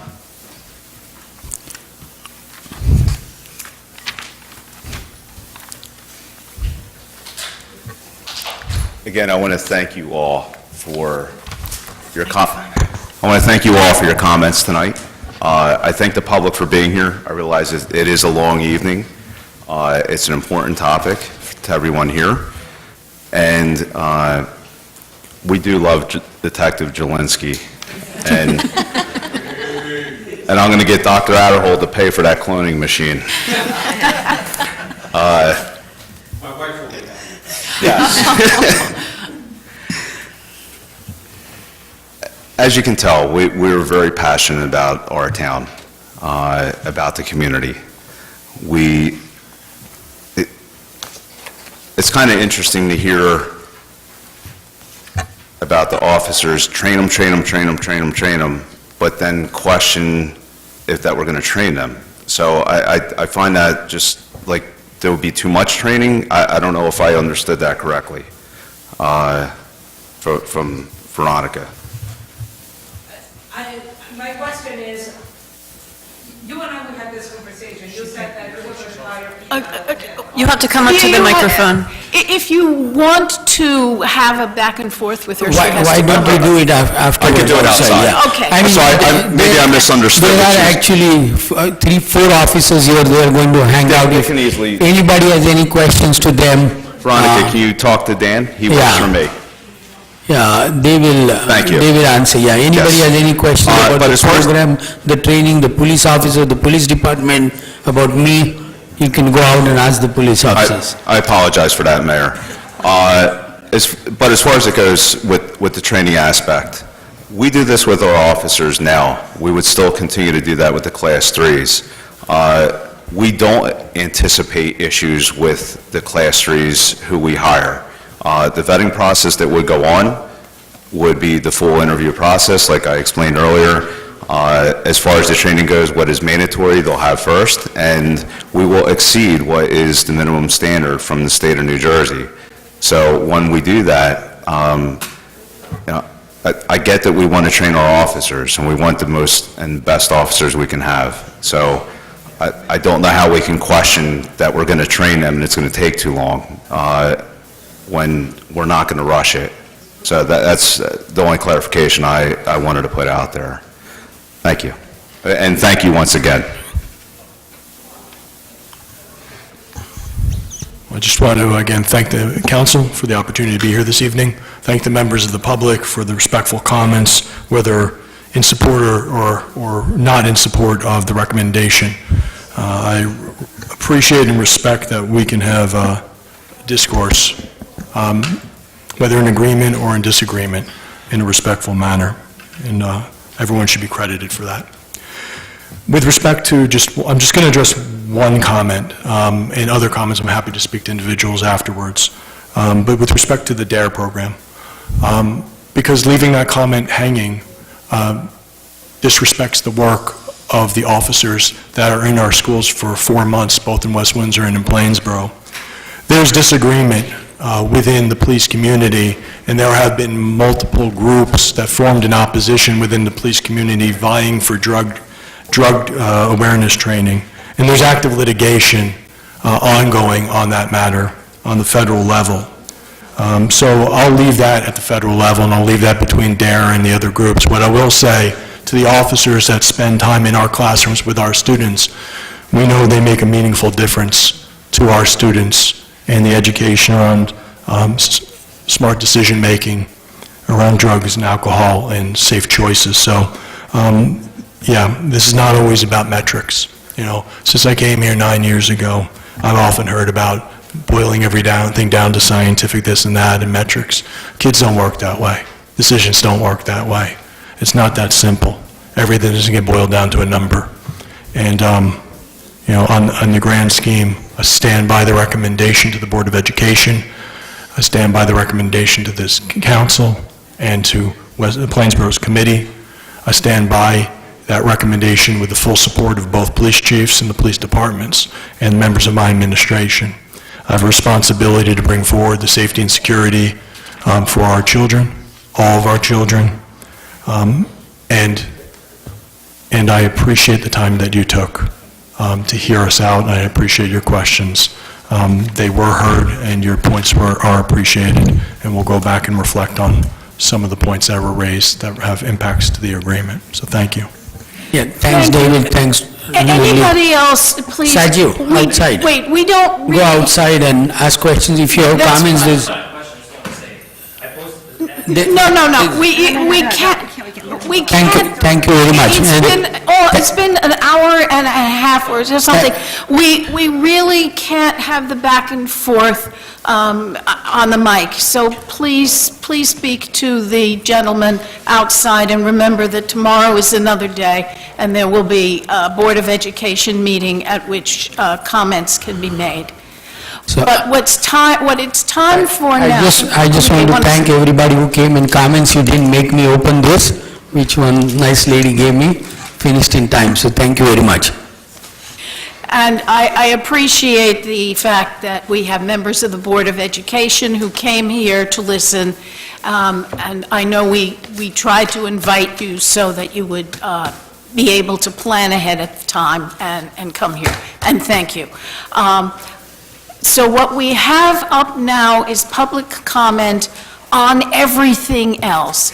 And this was a very special discussion.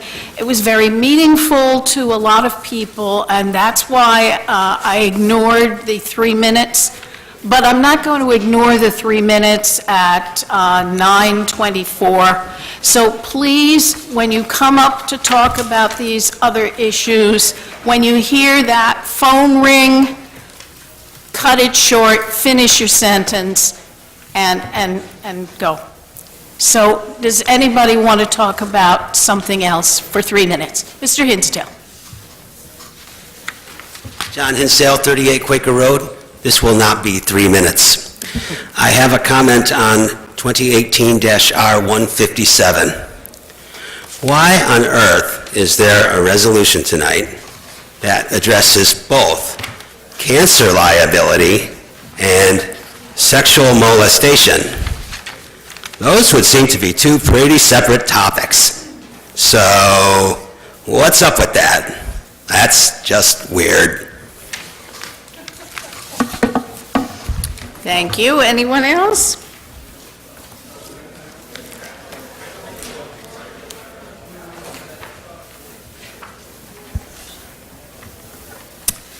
Madam Chair? Yes. May I speak? Okay. Yes, hi, John Church, 11 Princeton Place.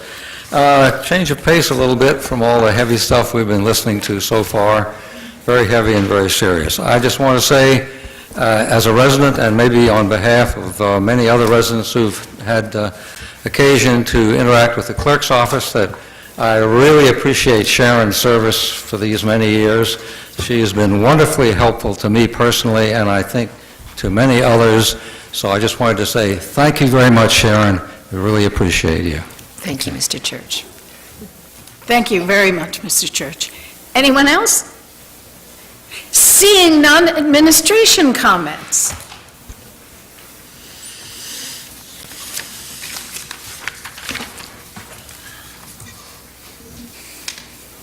Marlena or Kimon? Yeah, she's going. I just need to, I wanted to announce that as of today, work began on Meadow Road resurfacing. Aerial asphalt will begin this project between US Route 1 and Carnegie Center Drive. And the project started today, and it'll be weather permitting. The project will also include resurfacing of a portion of Old Meadow Road between Meadow Road and the square at West Windsor Shopping Plaza. It is currently estimated that this project will take approximately 10 to 15 working days to complete, weather permitting. Work will occur under both alternating traffic and traffic channelization control while the crews are out. Delays in the area are to be expected.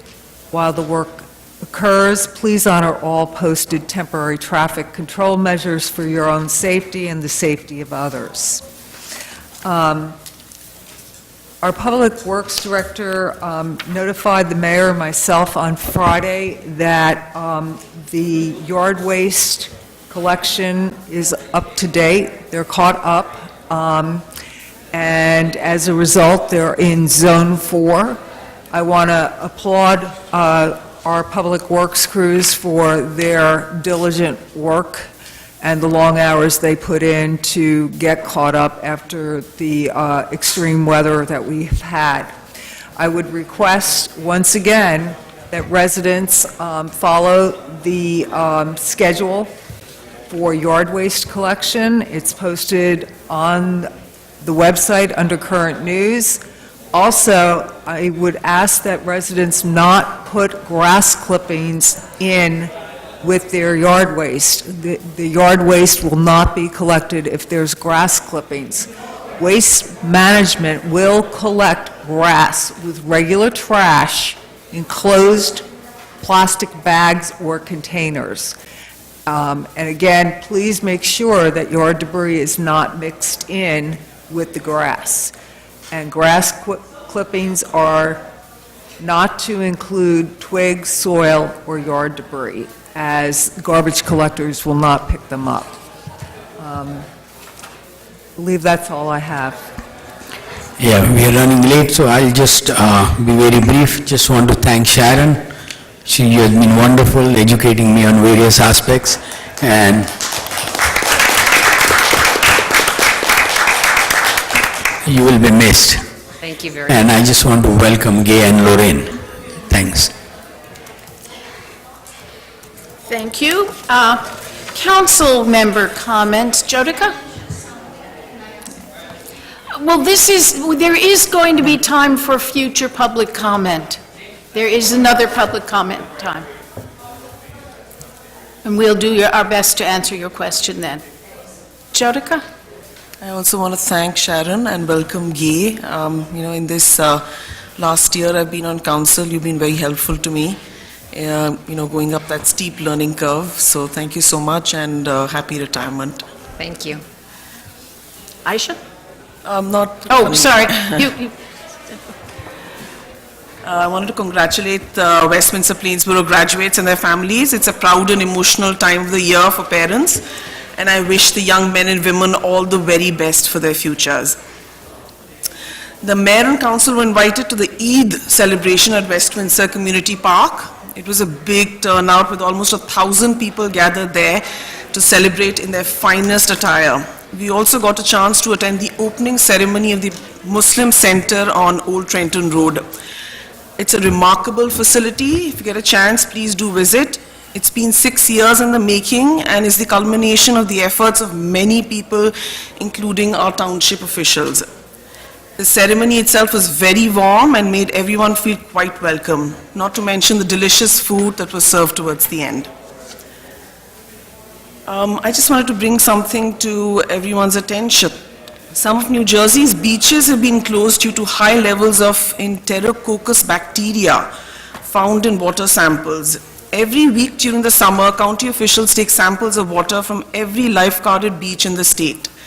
These tests are probed for Enterococcus bacteria, a bacteria that grows inside the intestines of humans and other warm-blooded animals. In water where Enterococcus is prevalent, other dangerous pathogens tend to lurk. Weather is the best predictor of when levels of Enterococcus will spike to unacceptable levels. Experts generally suggest avoiding contact with the water for 24 to 48 hours, longer for river and bay beaches after a heavy rain. So before you get out for a day at the beach, do check the website of the New Jersey Department of Environmental Protection, www.njbeaches.org, for a list of closed beaches. Thank you. Thank you. Aisha? Nothing. All right, Linda? Congratulations to all the graduates from High School North, High School South, and even those attending private school. Good luck with your future plans. I know that you're well prepared for whatever it is that you want to do in the future. My thanks to the Muslim Center of Greater Princeton for the wonderful reception last week. What a beautiful mosque that will also has room for community events. We wish all peace and happiness there. our tax assessor, Steve Benner. We had a retirement party for him last week, here almost 40 years. So his expertise in tax matters was widely acknowledged, and we want to thank him for his service and dedication to West Windsor. Finally, I've worked with Sharon Young for 13 years here, and Sharon has absolutely demonstrated her high standards of excellence. It was just, you did a phenomenal job. You train people to become clerks, you train people here, a succession plan, and Gay is over there, and she's going to succeed you, and we know we're in good hands, and thank you, Gay, too, but, it's, wow, what a run, and many long nights tonight, and then she's back in right 8:30, 9 o'clock in the morning.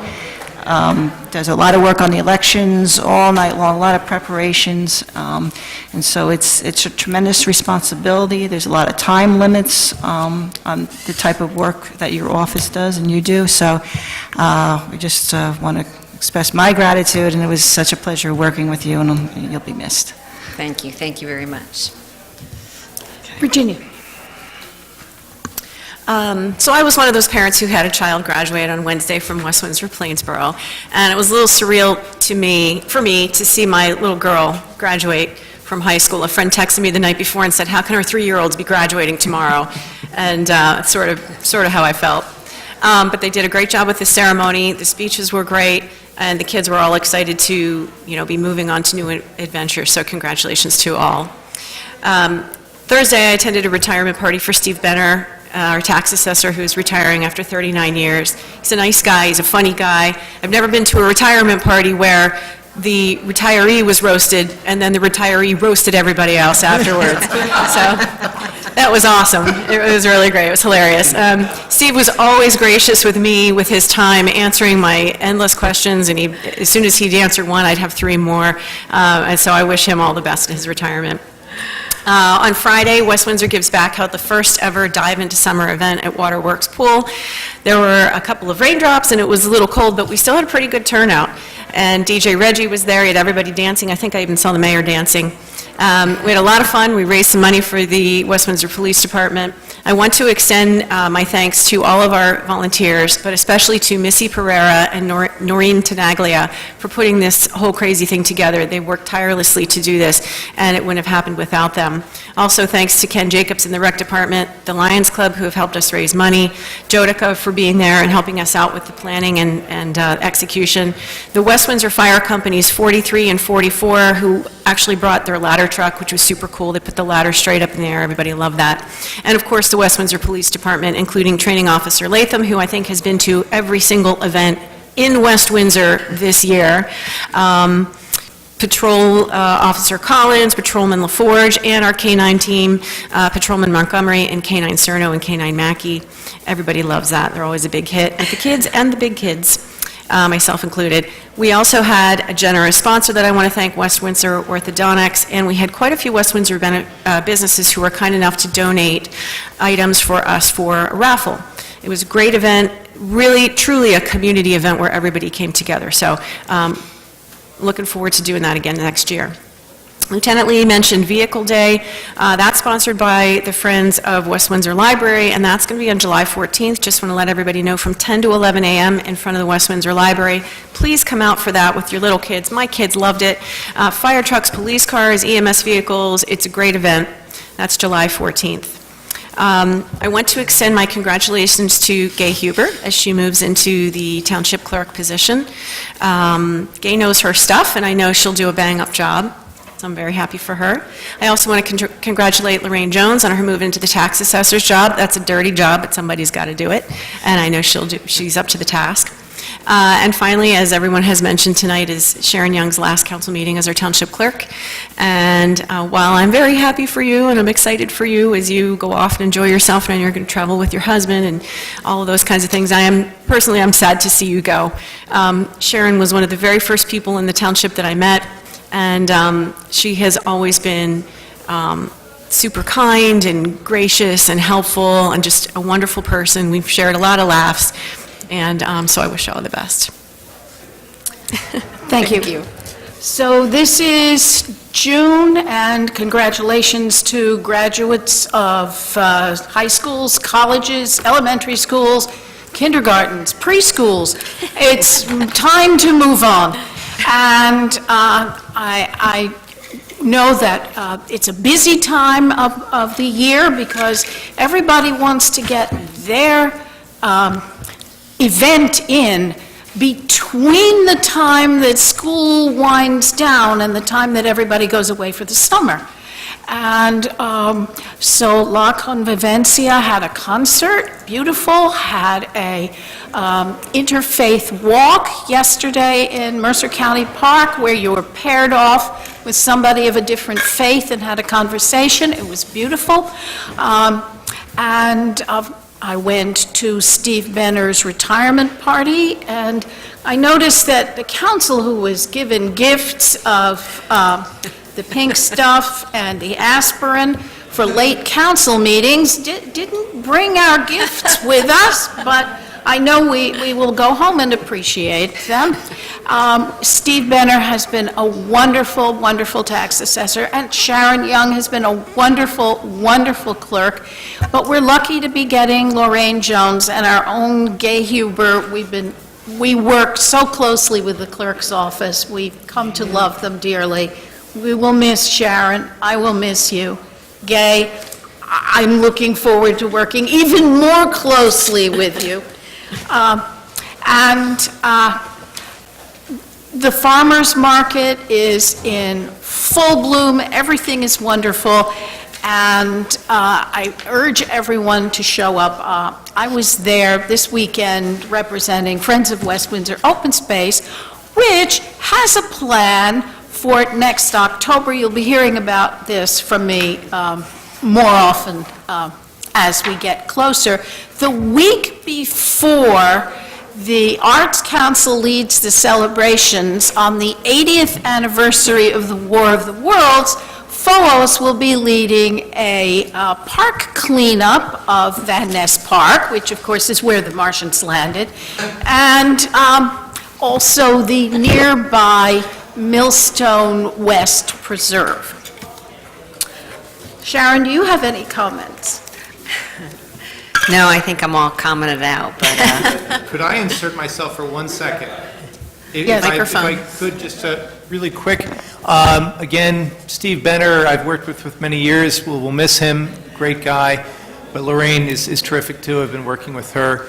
Congratulations to Gay, who's been here for as long as I've been here, and is probably longer, and I know she's going to continue to do a great job. But most of all, congratulations to Sharon on her retirement. When I came here, I just buried my father, was replacing him, and Sharon really took me under her wing and made sure I was okay, and I really appreciate that. Going to miss you, Sharon. Thank you, Mike. Thank you, Mike. Consent agenda.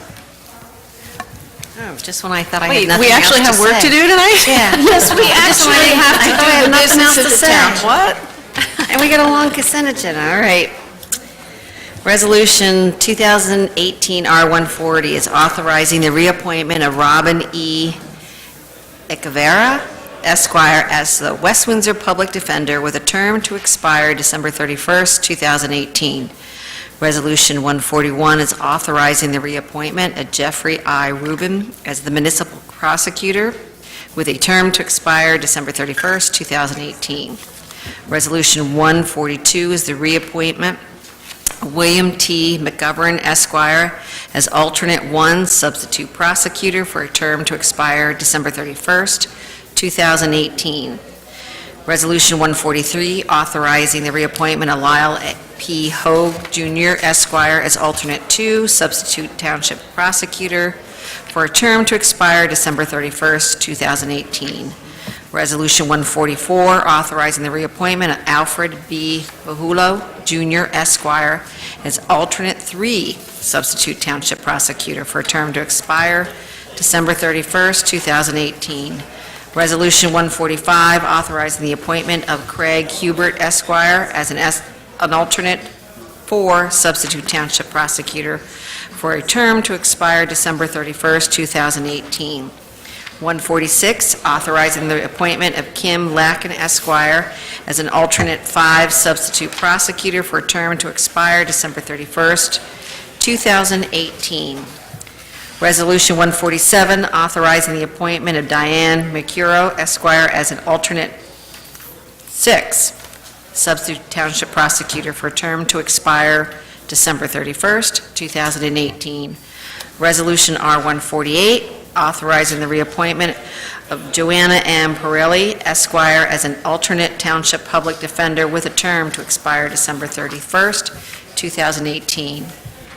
Resolution 149, approving the request for a permit from Lead Freedom Festival State Fair for a public fireworks display on July 14th, 2018. The rain date will be July 15th, 2018, and it will be held at the Mercer County Park Festival grounds.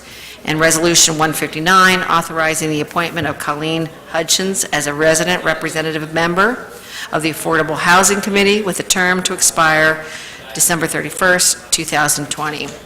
We have minutes, May 21st, business session as amended, May 21st, closed session as amended, and bills and claims. Would anyone like to remove something from the consent agenda for further discussion? Seeing none, do I have a motion for the consent agenda? So moved. Second. Yeah, I just have a comment. I just want to thank Mr. Aaron Watson, who he is currently in charge of the Mercer County Park. Jill Swanson noted that the Lead Festival was supposed to go till 11 o'clock on weeknights, Wednesday, Thursday, Friday originally, and she brought it to attention of Marlena and me. When I called Aaron, he kindly worked with Lead to reduce it to 10, and the fireworks will start at 9:30. So really want to thank Mercer County for working with us on this. It's been a contentious issue. Yes, it is. Thank you very much. Roll call vote? Bree? Yes. Chevers? Yes. Hamilton? Yes. Manzari? Yes. Miller? Yes. Okay, we're up to recommendations from administration. Council President, may I make a comment? There's an error on the resolution, on the agenda relative to Resolution 2018-R157. Okay. Please strike Senate Bill 477 and Senate 1766. The resolution is to urge the legislature, or urging the legislature to amend Senate Bill S-746, which has to do with the cancer presumption on firefighters. Thank you for that clarification. Was this part on the agenda as an administration recommendation, or I don't... It was as a recommendation from the mayor specifically. It's from the League of Municipalities. The Municipal Excess Liability Fund. Right, okay. I just didn't know. Okay. Does anybody, I wouldn't ask if someone wanted to pull it, but Sharon has to read the list of everything that's on this first. All right, Resolution 150 is authorizing the sale of a hotel, motel exception, plenary retail consumption license per the procedures as set forth as NJSA 33-1-19.3 et seq. 151 is authorizing the sale of a plenary retail consumption license for the sale of alcoholic beverages per the procedure as set forth as NJSA 33-1-19.3 et seq. 152 is the certification of compliance with the promulgation of the Local Finance Board of the State of New Jersey for the 2017 Annual Report of Audit. 153, authorizing the insertion of the State of New Jersey Alcoholic Education Rehabilitation and Enforcement Fund into the 2018 municipal budget, and that's for $1,830.81. Resolution 154, authorizing the insertion of the State of New Jersey Clean Communities Program into the 2018 municipal budget. That's for $56,594.10. 155, authorizing the mayor and clerk to execute a professional service agreement with ACT Engineers to provide professional survey and engineering design services for the Deerfield Drive Improvements Project. And that is for $24,600. 156, authorizing the business administrator to execute a change order number 1 with Advanced Control Systems for a decrease of 5.3% for the project closeout of an emergency backup generator for the South Post Road Pump Station, and that's a decrease of $4,350. 157 is urging the legislature to amend Senate Bill S-746. Resolution 158 is the renewal of the CHDA Title LLC alcoholic beverage license, which is doing business as the Residence Inn Marriott for the 2018/19 licensing term. Would anybody like to pull something for discussion or comment, including mayor, council? You're just going to clean it up. Council Yeah. President, really quickly on 218-157, I know a member of the public was pointing out that there was one thing in here. I think we need to pull that Okay, resolution and just make some corrections to it. Instead of making the changes right here, I think we just got to go back and review it one more time. Okay, are you on that? And you will suggest corrections? I've already spoken to the administration about that, and I think we'll take care of it. Okay, thank you. So we're pulling... If that's all right with Mr. Mayor? Yeah, I have comments.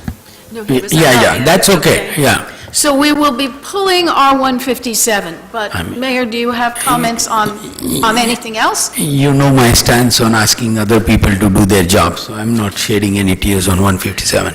Anyway, I just have to comment on the liquor licenses there. I see a lot of people may be interested in liquor licenses.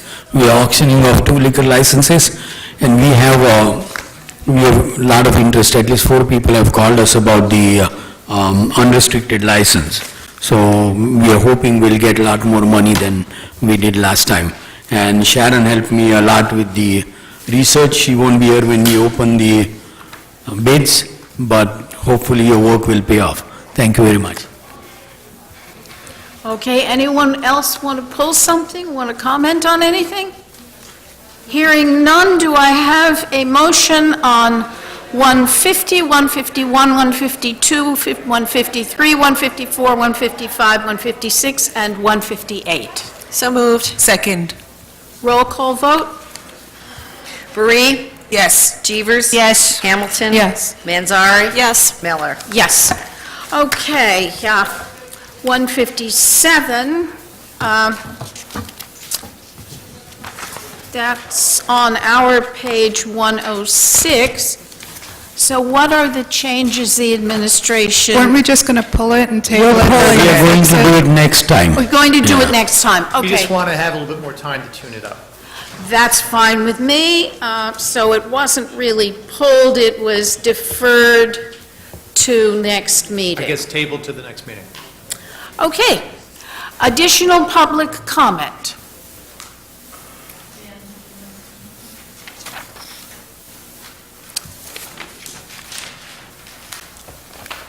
Oh, I'm sorry, did you want to go ahead? John Hinsdale, 38 Quaker Road. In tonight's Q&A, I asked about a reference to a murder that was made at the school board presentation of May 8th. Since my question went unanswered, let me give you some more facts about that case so you can decide if it is relevant here. I trust you've all seen that presentation. The incident refers to a homicide that occurred on April 28, 1997, over 21 years ago, at Cumberland Regional High School, 80 miles to the south of here, about an hour-and-a-half drive.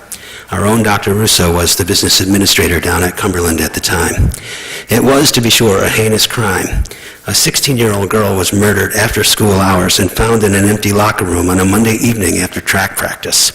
Her name was Nilsa Mason. That's N-I-E-L-S-A, Nilsa, M-A-S-O-N, Mason.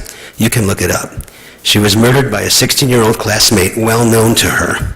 There was no weapon of any kind involved. No gun, no knife, no bludgeon.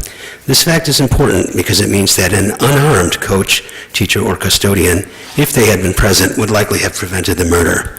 This incident was not one to illustrate a need for armed school police. In fact, the only connection between this incident and our decision up here, 80 miles to the north, 21 years later, is that both Cumberland and West Windsor Plainsboro appear on Dr. Russo's resume, 20 years apart. That is the only connection. Not being weapons related, its specific relevance to our decision about armed police is not just low, but really zero relevance. Now, let us not minimize the trauma of his horrific event back then down in Cumberland, and certainly not forget the victim, and she had a name, Nilsa Mason. But this isolated historical incident does not come to bear on our issue today. And the fact that it is even being mentioned as justification for these measures really illustrates the degree to which irrational fear is at play here. We should not be guided by irrational fear. When council votes no on this, as I hope you will, it will be no reflection on our school board, or our able superintendent, or our very finest police. It will only be to say right here, right now, this measure is unnecessary. We don't need this. Thank you. Hi. Could you lower the mic so you're speaking? Sure. Thank you. I'm not as tall as the other one. Yeah, neither am I understand. Anyway, my name is Ora Klein, and I'm from 1 Wesley Court in Princeton Junction. And I have some question that I wanted to ask. The trees that they are taking down, thank you so much for doing it. I was very concerned about it because half of the trees in Woodmere, they were dead. And I had a lot of, scared about that in a bad weather, some of these branches are going to fly and can hurt very badly someone. But it was taken care of, taken down, but a lot of the trees were not replaced. Also, between Amherst and South Mill Road on Widmer, there are some pine trees. And quite a few years ago, I approached I forgot what department he was, regarding this is Township trees. They were planted, I didn't plant it, that I wanted, some of them, they were dead. So I wanted to take it down. They said, no, this is not our authority to do that. It's like falling on my property. Okay, so I hired someone, I took it down. This March or April, I wasn't here, I was away, one of the pine trees were taken down without permission. So I don't know who gave the authority, that I was never notified about it, and I just want to know why. Also, I found lately, the streets are not being cleaned as they used to. A lot of grass, dead grass, or dirt, or whatever it is, sits on top on the drainage, and it can block it, and we can have floods in there. Also, there is a lot of pothole on Woodmere, and I feel sometimes if I drive there, my car is going to get damaged, and I'm going to lose my tires. Who's going to pay me for it, to replace it? The township? So that's what I wanted to know, and I want to mention, so I don't know if you people were aware of it, the situation there, but I want you to be aware of it. Thank you. Thank you. Mayor, would you like to respond to, or Marlena, on putting Woodmere on the list of streets needing repaving? Yeah, no, I travel Woodmere. I forget every time there's a big pothole at Woodmere and Penlyle. There's a huge pothole. Every time I say I'll go home and enter it, and every time I go home and I forget. Every time I drive by that, I say, oh shoot, I forgot. The thing is that they're going there and they're just fixing the holes, and in a few years later, in a year or two later, because of the snow, the hole becomes even bigger. Yeah. I think it's time to repave the holes. Yeah. Well, Marlene, is that a county road, Woodmere? No, it's No, not, it's and not. I will Because I thought that... I will relay the information to the engineer and find out where it is on the schedule. Yeah, because that was done a few years ago. It was the big, I know what you mean, that Yeah. a big cutout, and now it's It is just totally big. back to the way it was before. Well, that's I don't the know way it why. happened. I don't know why. Yeah, I know it. I know what you mean. I go over there. Yes. Right. Paved on Amherst, and they made a big hole and they paved it. and it looks better, but it's already hot, and then it's Yeah, I know. very quickly it's being destroyed again. Yeah, okay. Yeah, yeah. I just want to point out that it's better to have an interim fix and then the real fix than nothing until we get a chance to get around to the real fix. So we're on it, it's on the list. Okay, so we now have council... No, he's not a resident. I live at 321 Village Road, just ask my wife. Hamilton people are allowed to comment? I would like to just redirect. I'm going to come to your council meeting and... I have a list of roads for you, Hamad. I just want to point out, you don't have to be a resident to make public comment. I appreciate that. I just thought I referenced earlier, I'd be happy to speak to individuals outside. I wasn't going to take the council's time to answer every point and every question. That being said, when someone chooses to come back and specifically introduce more information, I do feel it warranted to at least enter something for the public. Dr. Russo was one of the highest trained individuals in the state of New Jersey. That was my greater point when it comes to school security. Because 21 years ago, he was an administrator in a school district that had one of the early murders in a school. As a result, many state agencies and federal agencies came involved with his school district, and he and the superintendent at the time, who's now one of the assistant commissioners for the state of New Jersey, were involved in the early training programs and put through many of the early training. So when I was talking at that meeting in greater generalities around experiences, I referenced that he had been involved in something. I've been involved in taking 2 guns off of students, too, in my past. That doesn't mean that I'm somehow otherwise qualified, other than I happen to be a principal in a school that had 2 guns at a moment of time. All right, so we all had our experiences, but I'm trying to lead into this idea that we have had experience working with police in schools. Our administrative experience was over 80 years as administrators when you look at the 4 central office assistant superintendents and superintendents as school administrators. So we know a thing or two, because we've done a thing or two. Thank you. Anyone else? Seeing none, council reports. Aisha, you're first, if you don't mind. Nothing. All right, Jodica? The Parking Authority met on June 13th.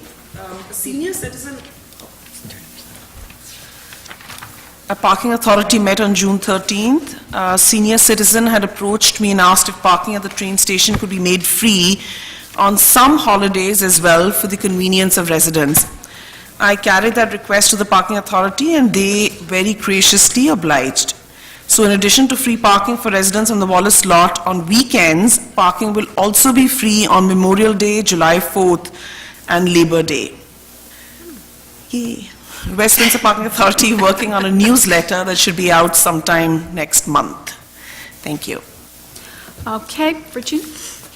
I have nothing to report from Rec Commission, but on zoning, we have a meeting coming up Thursday night at 7 o'clock. The zoning board will be hearing an application from a resident to build a 2-car garage, and they'll also be voting on a 6-month extension of an approval that was previously given several years ago, so. Like 15? Yeah, a long time. Yep, that's it. Linda? Last week, the planning board met, and after 3 very long meetings, the Woodstone application was approved. It's 443 luxury market rate units, apartment complex. That's on the Princeton Theological Seminary graduate housing tract. However, this is for market rate, not graduate housing. It's market rate for anyone. 89 affordable housing units, and for the first time, there will also be a 10% set aside of the affordable units for veterans. So that's a new program that we're starting, so that's good.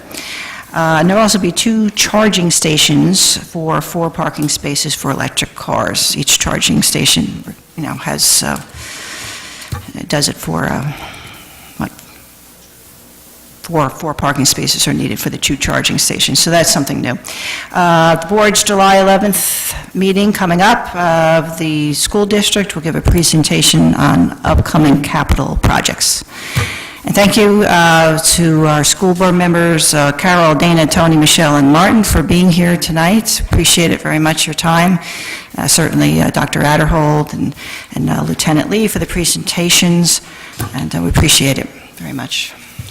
The Affordable Housing Committee has not met since the last council meeting. I did go to the League of Municipalities legislative meeting, and I have two things to report. One, everybody is as frustrated with the affordable housing situation in the state as we are. Everybody. It's nice to see such unanimity across all possible party lines.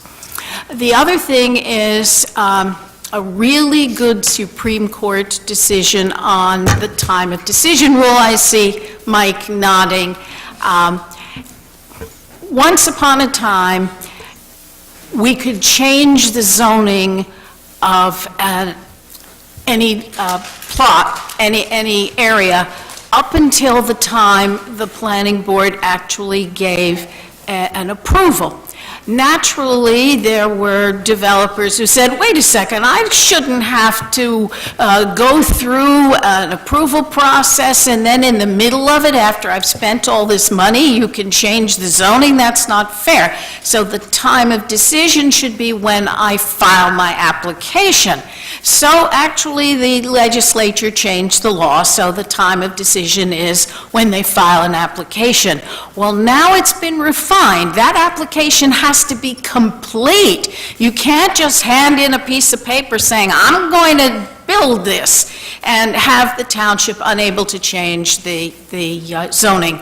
You have to have a completely engineered, completely planning board ready application, and specifically, it has to include not just the state requirements, but the local municipal requirements. So, in order to freeze the zoning, a developer has to put in a lot of time and money. So this is a good thing. We actually had two really good decisions. We had that one, and then the Keene decision also came out. You don't have to rice notice everyone for every time you even think about an employment issue. It's been refined as well, and my partner, John Gillespie, argued it in front of the Supreme Court, and they adopted the brief that we all wrote for the Supreme Court. They put it right in the decision. So that's another win for the towns. It takes away some of the administrative burden. Not much, but it takes away some from that. So we have two really good decisions, and my firm has issued two memos that you guys will be able to read about both. Well, that'll be great. As you know, my field is land use, so that one is the one that stuck. Absolutely. Mine too. Okay, administration updates. I have none. We don't need a closed session. Do I have a motion to adjourn? So moved. Second. And I'm going to do the... We're adjourned. Sorry, Sharon. I wanted to do the roll call one last time. Okay. Here we go. Bree? Yes. Jeevers? Yes. Hamilton? Yes. Manzari? Yes. Miller? Yes. Thank you, Sharon.